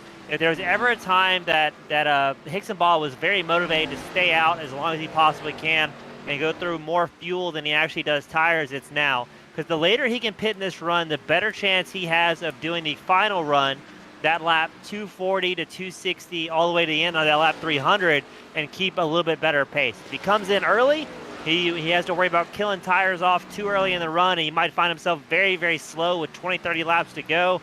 If he pits in too late, he might not have enough time to reel in the rest of the field. So this is where we're going to see some very different strategies play out, and see things very well could get very well mixed up by the end of this here. I couldn't have said it better myself. Of course, that situation with Benefield changing his strategy, and Bryson's, like you mentioned, Bryson's kind of now in a situation where before maybe he was kind of motivated to take that undercut and kind of follow the same strategy he's been following, but now he's got an added motivation to try and stay out and burn some extra fuel and try to keep those tires on hand, and as an extra bonus, maybe try and keep Benefield lap down. Like if he pits and then Benefield gets back out on the lead lap because he stayed out longer, and then a caution comes out, Benefield doesn't even need the lucky dog. He doesn't even have to go to the tail end of the lead lap cars. So that would be even bigger benefits to Adam Benefield. So Bryson's smart play, probably to stay out, but we'll have to see how he decides to handle it, as we have just over 70 laps to go. It's a 70 and a half as they pick their way down the back stretch. It's going to be interesting. This really did just become a strategy race, not just for Benefield, but for Bryson. Behind them, we do have a battle for second, it looks like. Robert Miller and Kevin Steele have been kind of closing in on one another. They're only about, well, last time across the line, it was about a 4/10 difference. And this time across the line, about 5/10. So looks like Robert Miller pulling away a little bit, but Kevin is up in the top 3. So he did get around Matt White. I think, correct me if I'm wrong here, James, this is the first time we've seen Kevin Steele up in the podium tonight. To correct Steele, he's up 5 spots from where he originally started tonight. He started in 8th place after qualifying. So he's moved the 24 machine pretty far up the field. We both saw him. He's starting to catch up to Robert Miller. They had that gap down to about 4/10 of a second for a while. I think Miller might have had his spotter say, hey, you might want to go a little bit faster now. You've got Steele, you've got White, you've got Lowry behind you. They're catching in fast. So now Miller's going a little bit faster. He's putting out about a 1/10 of a lap faster than Kevin Steele right now. So we're going to see him extend that gap just a little bit more until he gets to a comfortable spot. And then you might see Robert Miller go back to tire saving mode and long run strategy mode as he wants to stay out there as long as he possibly can. You make a great point that we don't often talk about in the broadcast, or at least maybe not often enough, when you said that maybe his spotter is telling him to pick up the pace a little bit. You know, you got Kevin behind you, he's catching up, and so you need to start pushing that car a little bit more. A lot of these drivers do have real-life spotters that are spectating the race, similar to how us broadcasters would spectate the race. And they're just watching their driver's car. They're telling them all the information that they need to be successful, just like a real-life NASCAR driver would have. So they're telling them where the other cars are, what kind of pace they're running. They're telling them when the other cars are coming down pit road and what kind of strategy they're pulling. They're telling them what lines the other cars are running. If somebody in front of you is a little bit faster, maybe your spotter says, well, he's driving into the corner a little bit deeper and he's running a little bit higher up in the corner. And then you can try and emulate that for yourself. It's a very valuable thing to have. And a lot of these drivers do have dedicated spotters. Not all of them, but some of them do. And it's a huge benefit to have somebody in your ear feeding you this information. It takes such a load off of you as the driver, because if you don't have that, then suddenly you're a one-man band. You are the driver, you're the spotter, you're the crew chief, you're the information gatherer, you're everything as you're trying to navigate that car at 170 miles an hour plus around this track. Entirely, Andre, and as well, the crew chiefs here, they have the ability to change the tire strategy. They can change all the pit stops, so you can talk to your driver in real time. Your driver can be going, hey, you know what, I'm a little tight off of 4, or I'm feeling too loose going into 1, and your driver can, or your crew chief, excuse me, can look at his trackside notes and realize, all right, this is what my drivers like changed in the past. This worked well for us. This didn't work well for us in the past. Let's not do that. As well as those guys are in their own booth. They're doing the math on fuel run, going, all right, as we come to this final pit stop, do we need to take a fuel tank or full tank, or can we save a little bit of time by taking a few less gallons here? So once you race with a real-life spotter, it's a complete game changer. Just to have, I mean, you said it verbatim, have that load taken off your shoulder. That way you can go out there, you can focus on what you do well, which is put down lap after lap of consistency, and you have a good team behind you that can take care of the background stuff for you while you can just focus on driving. Absolutely, and for a lot of these drivers right now, I would say their driving style can be described as kind of methodical. This has probably been one of the more relaxed segments of the race for a lot of these guys. We got a lot of separation. For Bryce Nixonbaugh especially, I would say this is the most room to breathe that he's had. He's got a 7-second lead over Robert Miller, and at the moment, Adam Benefiel still isn't really a factor in his mind. He's a lap down in 13th. So until a caution flag comes out or something happens to shake up the running order, everything's kind of smooth sailing for these guys, and it's easier for the drivers and the spotters. A lot less information that they have to feed to their driver. If you're the spotter for Robert Miller and he's starting to pull away from Kevin and the leader's 7 seconds ahead, not really much you got to say. You can just kind of stay quiet, let your driver do his thing, like you said, get in the rhythm and focus on what they're doing best. And then if you need to chime in, if something happens, you can be the first one to let them know and help them to adapt to whatever situation has occurred. Of course, that is very beneficial, but sounds like pit road is going to be getting kind of busy. I think I just heard Sean O'Brien Jr. say that he was going to be pitting. I'm not entirely sure if I heard that correctly. We're on lap 240, so they would be right now well within range. There goes Cameron Stone on the radio saying he's pitting. So right now, James, they'd be well within range of getting to the end. Like I said, they can go 70 laps on fuel, and we're about 60 to the end. The only issue with pitting now, there he goes, Cameron Stone locking him up into the pits. I would say that's got to be a speeding penalty, right? Yeah, that is one way to make it into pit lane. If you're not going to make it interesting. We see Cameron Stone going just way, way, way too deep. So now it's going to be the question is, A, does he get a penalty, and how bad is it going to be? And then B is how long does Bryson Hixenboss stay out? His last pit time or pit lap was lap 187. We know historically they've been doing about 50 lap runs in these tires, but Hixenbaugh with a big run over second place. He's got over a 7.4 second gap. It is his best interest to keep clicking off laps here and stay out as long as he can. And then Yeah, the longer he can stay out now, the faster he will be in the final run of the night. As we see more cars making that last-ditch effort onto pit lane and barely making it. And it's going to be Kevin Steele among those drivers making his way down pit road. Of course, he was up in the podium there in third at the time that he entered pit road. So with a huge gap to Bryson, again, just like Robert, he was about 7 seconds back.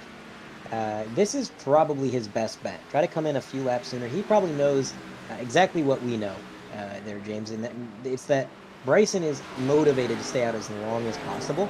But the longer he stays out, he is going to be slower on those old tires, and it's just going to be giving up more and more time to the drivers who pitted early. So if Kevin Steele pits now, which he has, and then let's say Bryson stays out for 4 laps or so at a speed difference of 1.5 seconds per lap, that's enough for Kevin to get up there and cycle out either with him or ahead of him if it were to play out that way. But it's going to be kind of a guessing game, I would say, because we don't know if Bryson's going to pit that late, or if he's going to come in a little bit sooner. And we also don't know if we're going to get a potential yellow flag and kind of really shake things up that way, as Adam Benefiel has made his way back onto the lead lap because Bryson Hixenbaugh has made his way down pit road. I kind of figured that was the case when I saw Benefiel back on the lead lap. I thought maybe the 63 made his way down pit road, and there he goes, James. Bryson had over a 30-second gap to Benefiel, and Benefiel has to come back in and serve as he might have had a penalty. Now Benefiel's on pit road as well. That might just be his pit for this season. Because he was scored a lap down originally. You're right. So Benefiel had that live timing scoring kind of, we'll call it a glitch, an error, a terrible string of bad luck. So Benefiel is going to be on the lead lap at the same pit lap as current race leader Bryson Hixenbaugh. So just like that, I mean, he's got to really, really drive. That total time on pit lane is about 45 seconds per driver. He's going to have to come out there and hammer down laps for the remaining 54, 55 laps around this racetrack. And he's got to do some driving now, Andre. Absolutely. And it looks like Kevin Steele actually cycled out behind. Oh, nope. There we go. I'm sorry. The timing and scoring was not updated. I thought it scored out behind Adam Benefiel. But Kevin Steele right now, of those who have pitted, he is up front, I believe. We're going to see where he cycles out in comparison to Bryson in that number 63.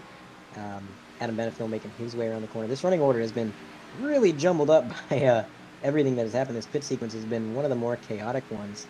But it looks like, according to my timing and scoring, Bryson's working his way through 3 and 4. Kevin Steele is just now entering 3 and 4. So not gaining a lot with that undercut. He's going to be pretty much maintaining the same gap that he had prior to that. And ahead of Bryson, we got all the drivers who have yet to pit. Dustin Hall, Matt White, Jason Taylor, Sean O'Brien Jr., and Brandon Pierce, I believe, was the last driver to in that order to not pit. But now they've all kind of made their way down. Bryson's going to pick up a few more positions up to P3. And I think when this all cycles out, once Dustin Hall and Matt White make that hard left turn, it's going to be pretty much the same old song and dance. We're going to see Bryson Hixenbaugh back out front. Only difference is Kevin Steele might have actually inherited second because he is about 6 seconds behind him, but the next car in line. So Bryson currently third, Kevin Steele fourth. That could be the battle for the lead once this all cycles. See Kevin Steele up here in the mix. I mean, we didn't talk about him much earlier on in the race, but he's really worked his way up to the front. And just like that, I mean, we're definitely a podium contender and possibly better if this thing keeps going. So well done to Steele. He's doing a great job tonight. I mean, Dustin Hill's still out front. He hasn't pitted since lap 187, so he's just getting out there and getting some TV time for the #1 sponsor machine. Then it's going to be followed by Bryson Hixenbaugh, Kevin Steele, Robert Miller, Mason Lowry. That's going to be our top 5. We're hearing we might have some carnage on pit road, Andre. That could be interesting. Probably not going to cause a yellow because it's off the racing surface, but looks like it might have involved Ryan Samuelson in the number 16. When then he overshoots his pit stall. That's just insult to injury right there as they jack up the side of that car. Not entirely sure what happened on pit road. We're going to see if maybe we can dial up a replay on the 3-Wide TV replay. Here we go, 3-Wide TV multi-cam. Top right of the screen, that's Samuelson sideways getting in the pit road, and I think we've seen that one before there, James. So like we just saw it in the YouTube feedback. Our friends over at Wing Side Up Arcade, like the original NASCAR Heat. Always cool seeing those guys tune in from across the world.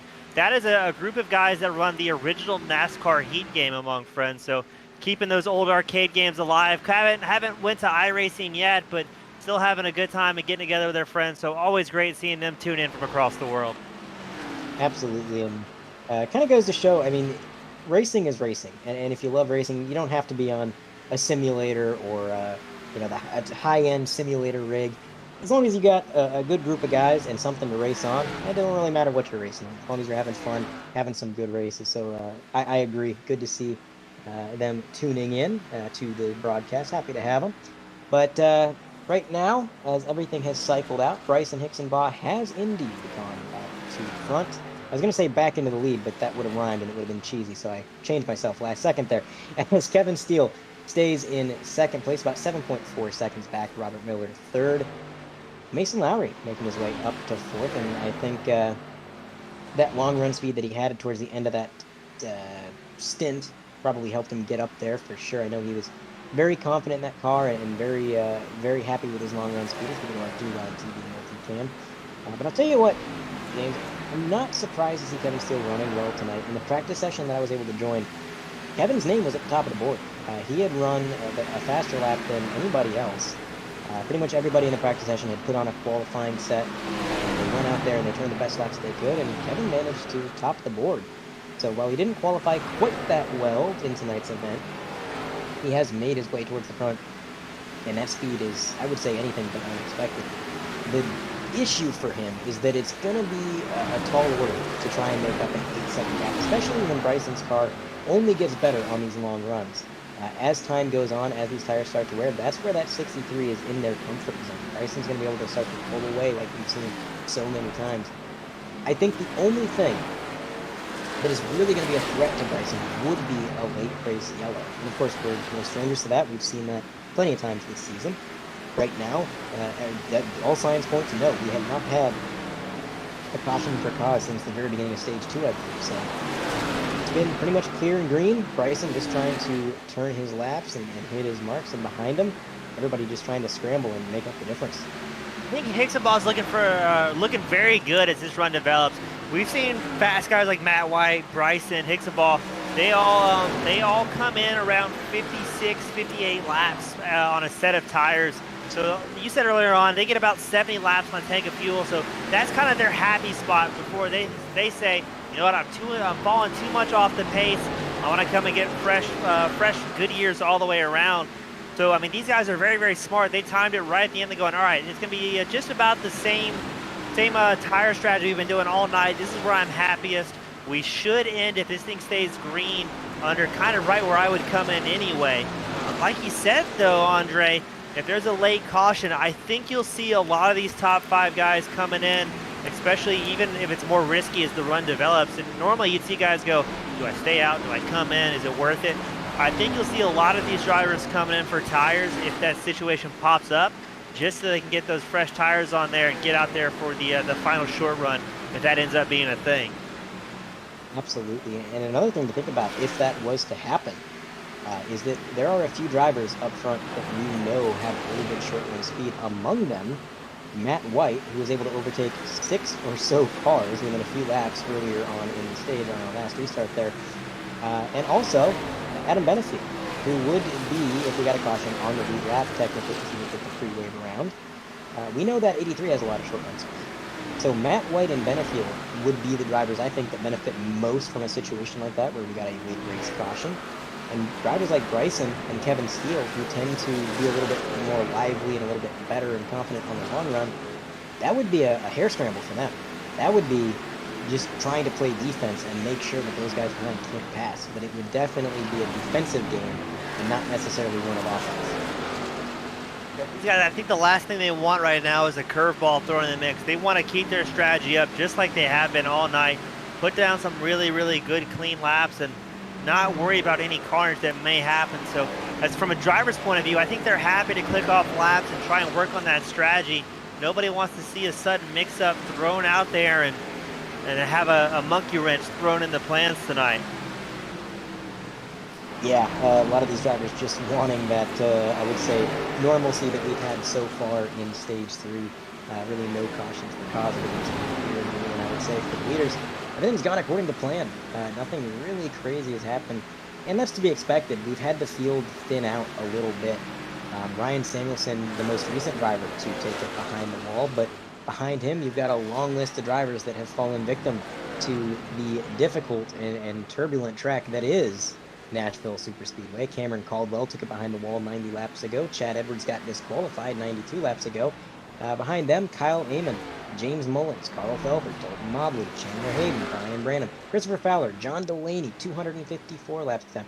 We've had the field thinned out incredibly, and the less cars there are on track, I would say the less chaotic the race will be, the less likely cautions will be, and things are just going to be a little bit calmer, I would say. So definitely good for Bryson. But again, if you're somebody like Adam Benefield, who right now the fate of your race lies in getting that random happenstance caution, maybe getting a little bit nervous right about now.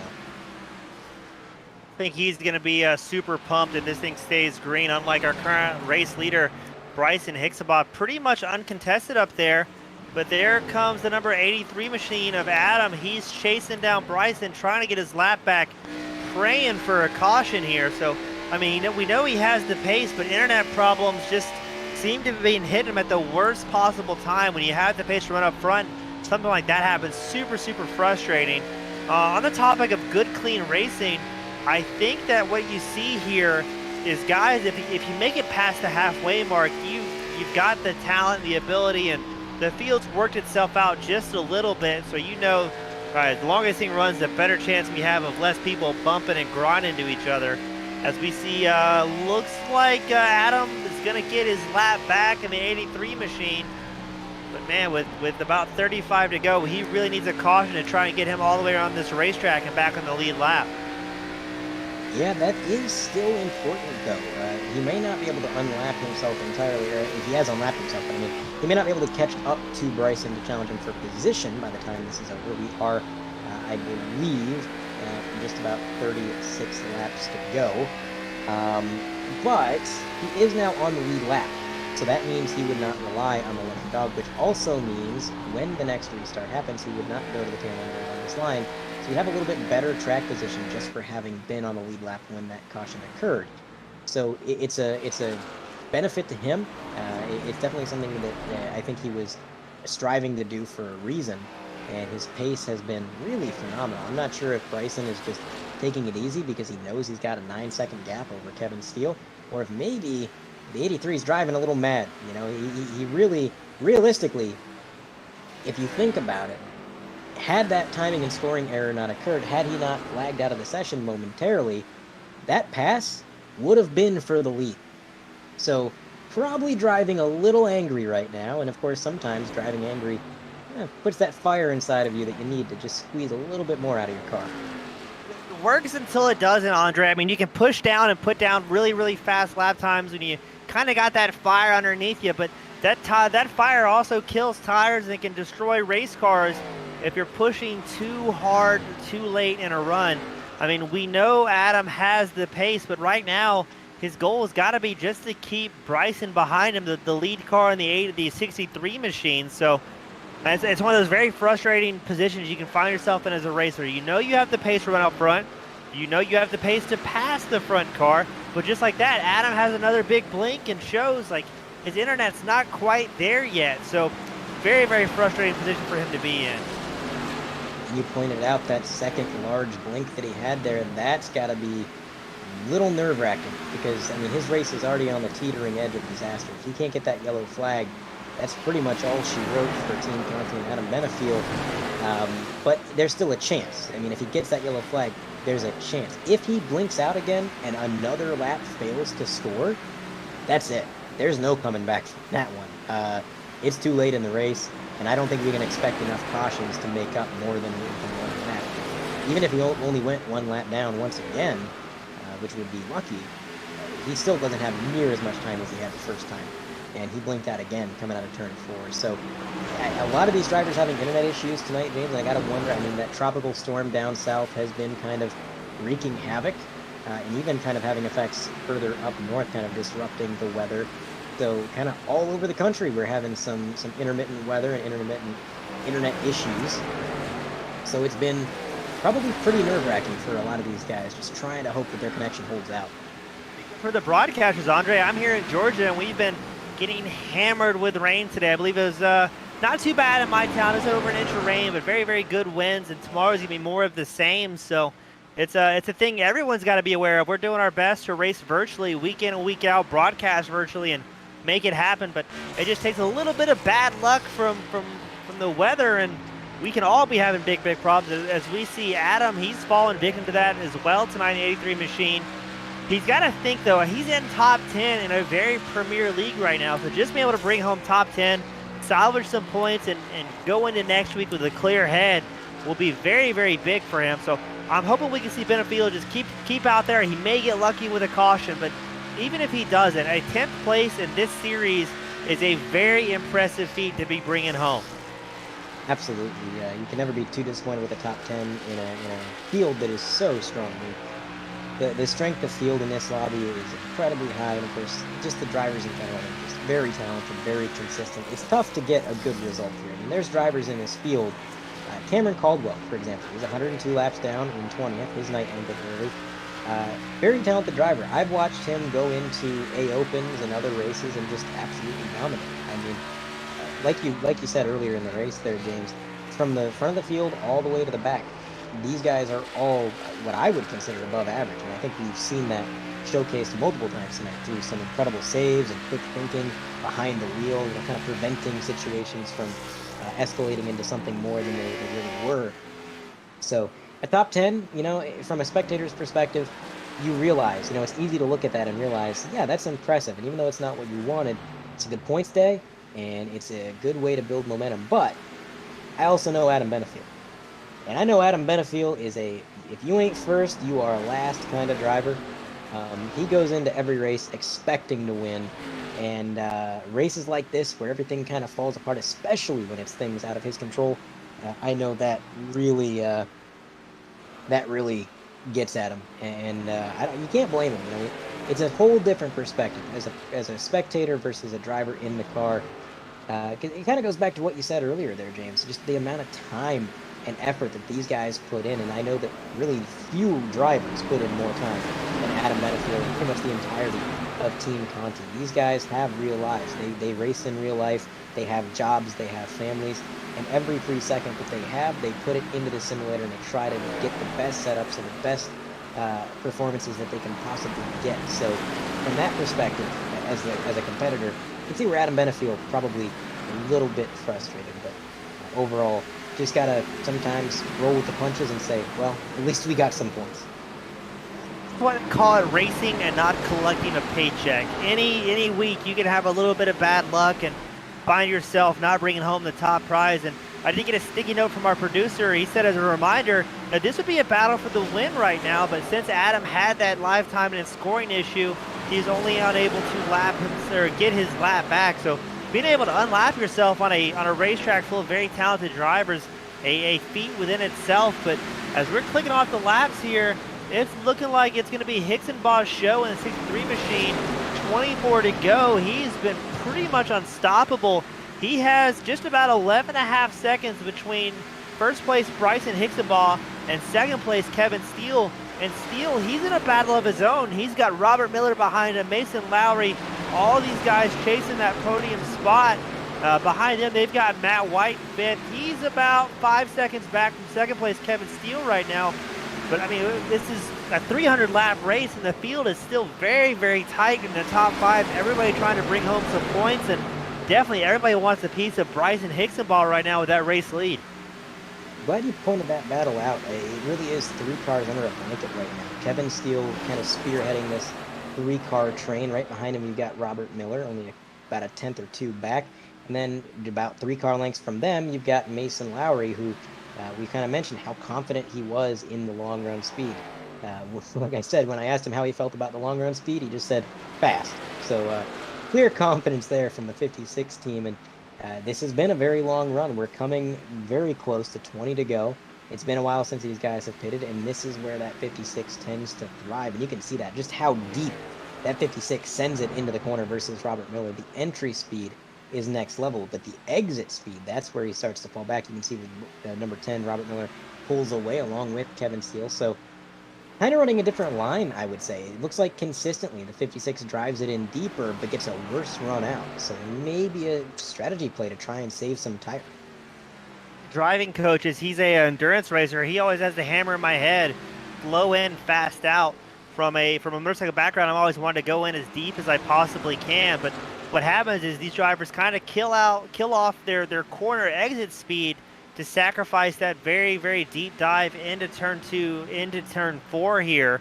So that's going to be slowing down Mason just a little bit. But like you said, he said fast. That's the one word he had to use that we could say on air to keep that car out there. So maybe he's got something figured on.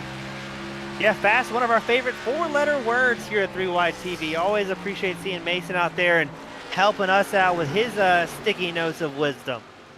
It's the 4-letter word that starts with F but won't get us demonetized on YouTube. So that's a bonus. Shout out to Mason for keeping it at least partially PG. Oh, fear too. There's another one. We got that. Speaking of fear, Kevin Steele probably feeling a little bit of fear as the number 10 has continued to make lunges. And what I'm noticing is the number 10 makes those lunges, James, and he dives it in.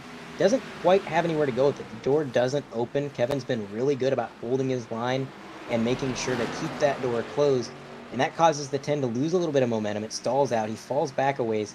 But then once those tires cool down and he regroups, he's right back there again trying to make the move.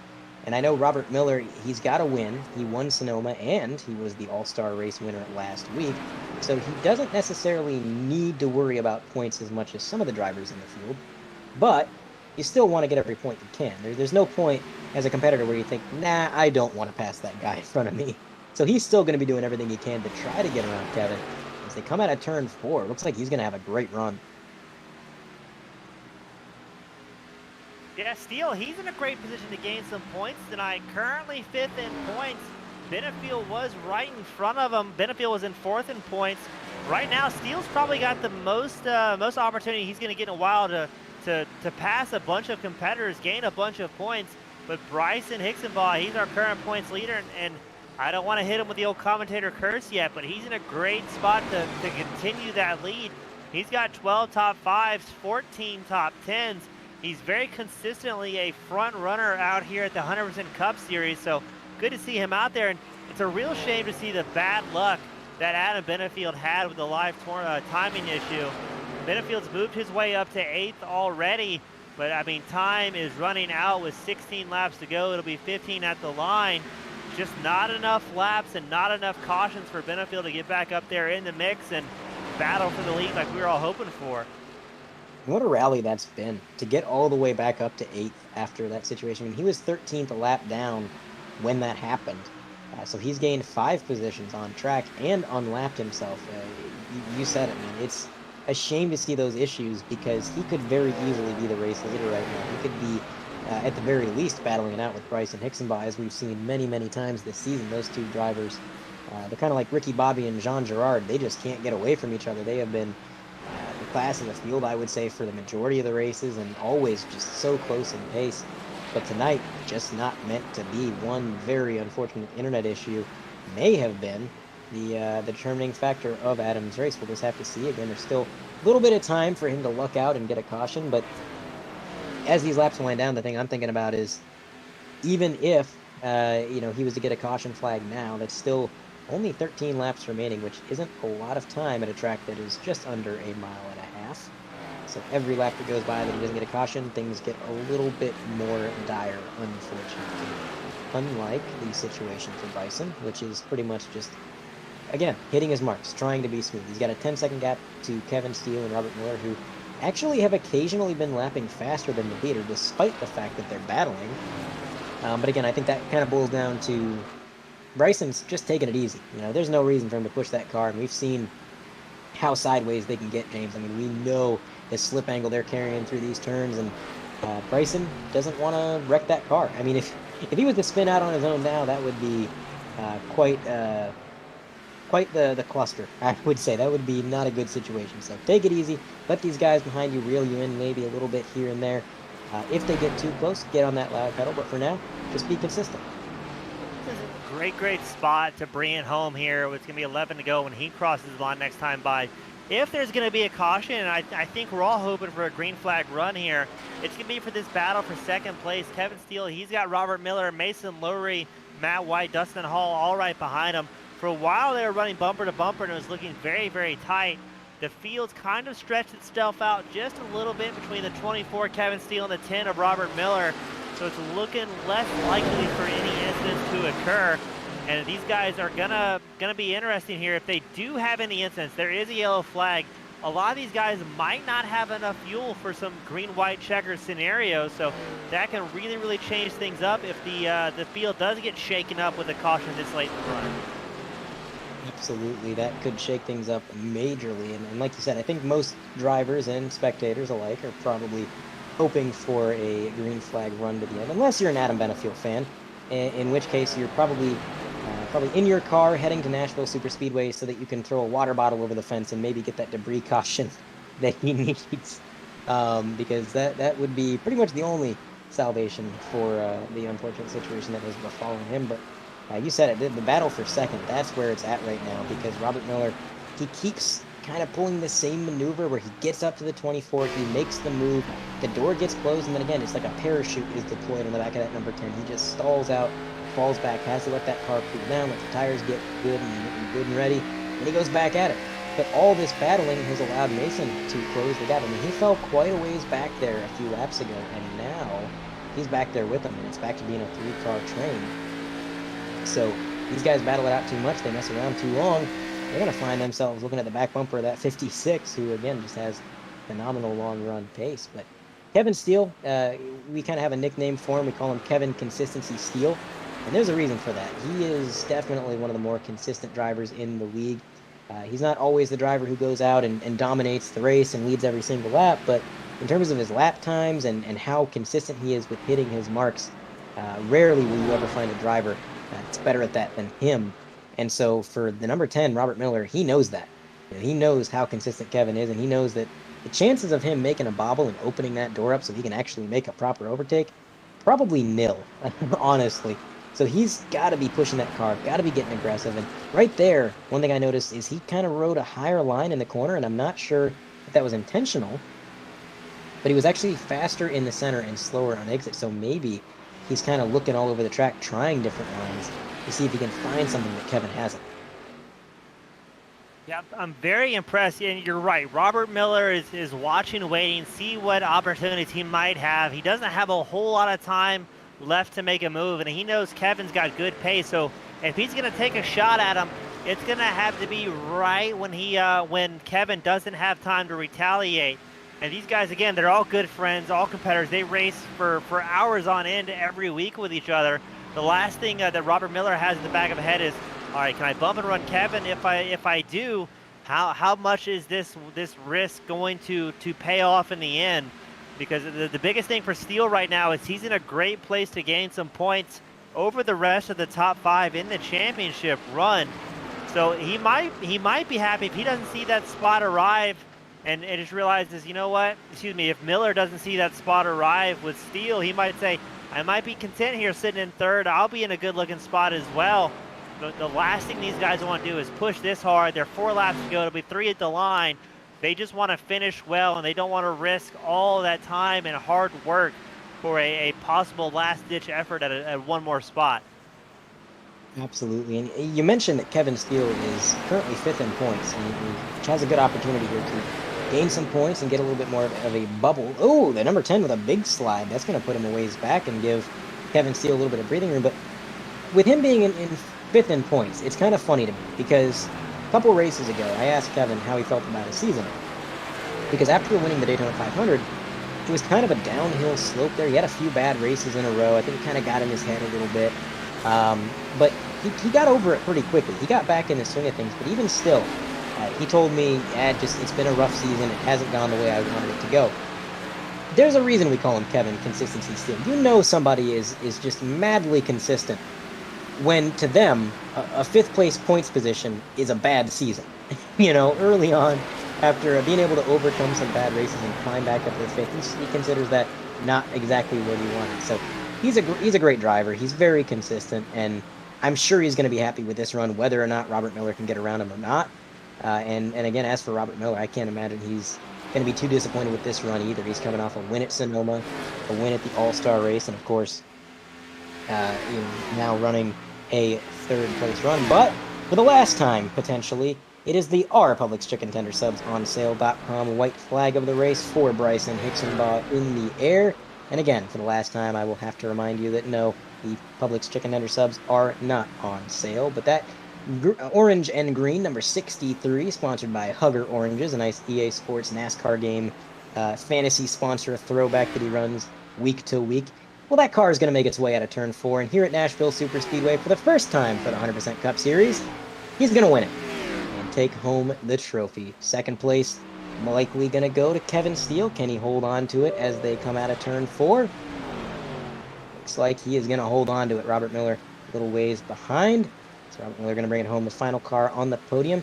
Behind them, we got enough separation. I think we can kind of safely affirm this finishing order, but it was Mason Lowry in 4th, Matt White 5th, Dustin Hall 6th, Adam Benefiel making his way up to 7th after that scoring issue. Sean O'Brien 8th. He was the last car on the lead lap.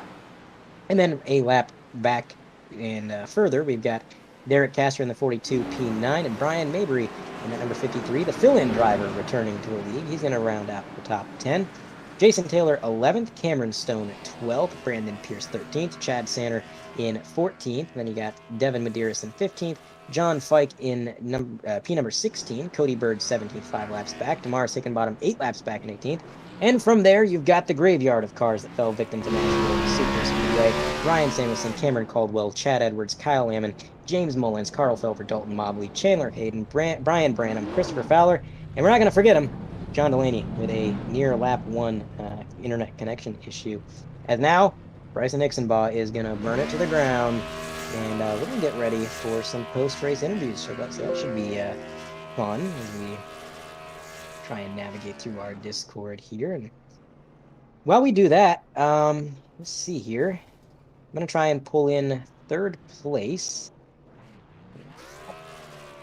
I'm not sure he's in a Discord, but there is the race results on your screen. We've already kind of gone through them, but there they are up on screen. You can see where your favorite driver finished this event, Turtle Juice 400, as well as their associated teams.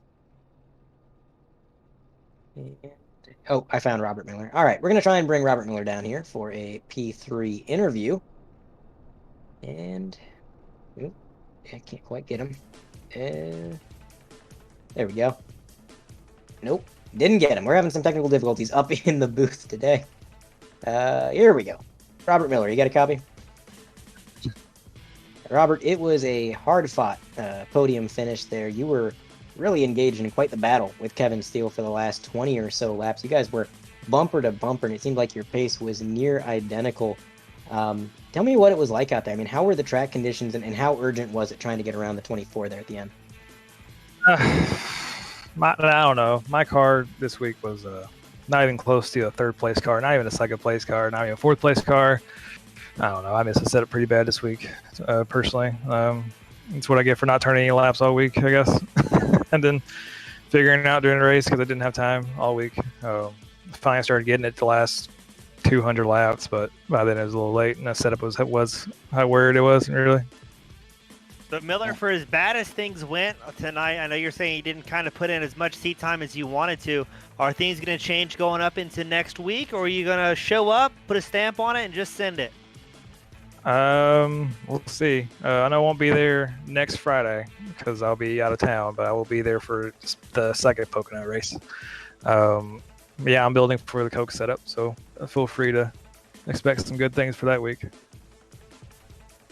Absolutely. Well, again, Robert, congratulations on your podium finish, an unexpected podium, I guess. I don't know, you say you missed the setup, but from our perspective up here, you ran one heck of a race, and you were looking pretty quick. Before we let you go, is there anybody you'd like to shout out or thank? Yeah, my wife for keeping up and let me do this for 3 hours, 4 hours. She's come in and checked on me, make sure I'm still alive back here. So we're okay there. All right. Well, Robert, again, congratulations, and hopefully we're talking to you at Pocono. I appreciate it. Y'all have a good one. That was your third place finisher, Robert Miller. A little downtrodden, but again, he ran a phenomenal race, and that's got to be some confidence boosting going into Pocono. Now we're gonna have a word with our second place finisher, Kevin Steele. You got a copy? Yes, sir. Well, Kevin, it was a phenomenal run. You just kind of slowly clawed your way up that scoreboard all night long, got yourself up into the podium, and then eventually up into P2. You had a bit of a battle with Robert Miller in the number 10 towards the end of that race. Tell me about that battle. Man, we had a battle. I felt like the entire final 2/3 of that race. He was in front of me for most of it, and I could hang with him. And honestly, my car handled better following. It got pretty tight in the center of the corner when I was leading, which I wasn't quite expecting. But yeah, I knew I had to get around him, and I knew it was only going to be on the pit stops because it was so hard to pass here. But I got around him, and then I made up like 2 seconds on him on the stop, and he caught me so quick I thought he was going to be able to get around me. But the last 55 laps of that race, I don't think I've ever focused that hard. I'm drenched in sweat, and I'm extremely sore. Now, Kevin, I know the cars were getting very, very tight as the runs developed. Did you have to make any changes throughout the race to make it more drivable in the long runs? Were you very happy where the car was set up at? I was pretty happy with it. In the beginning, it was a little bit. It was just a struggle the whole race to get the car to turn into the corner. There's such a thin patch of grip around the insides of these corners, and if you miss it, you lose so much time. And honestly, the only thing I changed the whole race was brake bias. With the track cooled down, but the car just stayed really balanced. And I know I lost a little bit of speed to those guys in the final stint. Robert Mason and Matt White, they all kind of caught. I feel like they were all faster than me. They just couldn't, the dirty air. They couldn't do anything with it. So. No changes. I didn't have the confidence to make any changes. I didn't want to give up what I had. Absolutely. Well, again, Kevin, congratulations on the P2. And we're going into a doubleheader at Pocono, and that's going to be quite a change of pace. I believe that'll be the first doubleheader for the league. And how do you think that's going to affect your team's kind of outlook going forward? How are you going to approach this doubleheader in terms of, figuring out the setup and just trying to really get through 2 grueling races in 2 consecutive days? Well, we did do it last year, and it's tough. The Friday race, it was weird because the Friday race was actually better for myself. I got caught up in a couple incidences in the second one, but what's nice about that is, if you're struggling on Friday, you get to try again on Saturday. So you learn so much throughout, the full length race. Everything you learn, you can actually apply it, because most of the time when we return to these tracks, whether it's, 2 months later or a year later, the car is not even recognizable as far as how it feels and how setups work, because all the changes that iRacing makes. So it's kind of nice, honestly, to go right back immediately and be able to fix anything that was going wrong. Absolutely. Well, before we let you go, is there anybody you'd like to shout out or thank? Yeah, I definitely want to thank everybody at Apex. We had a good day today. Put in a lot of practice with the high side guys. Had a bunch of fun on this track. Huge shout out to Brian Mabry. He filled in for Preston McRae. Shout out to Preston if he's watching. Really happy. I did not expect a top 10 out of Brian. I'm really, really happy for him. And he brought home a lot of points for the team. Mom and Dad are watching. Dad, happy Father's Day. Yeah, I'm really, really happy about this one. I haven't even gotten a top 10 at a track smaller than 1.5 miles yet this year. They've just been bad for me. And the last time I was in a Cherry Coke car, I got 3rd at Vegas last year. So might need to run this a couple more times this year.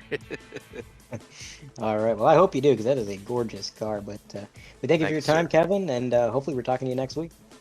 Thank you, boys. Have a good one. You too. That was second place finisher Kevin Steele out of the booth, and now James, this is where it gets fun. We're gonna have a word with our race winner, Bryson Nixon. You got a copy? Yeah, I got you guys. Oh, Bryson, you got the sweep. You won both the stages. You won the race.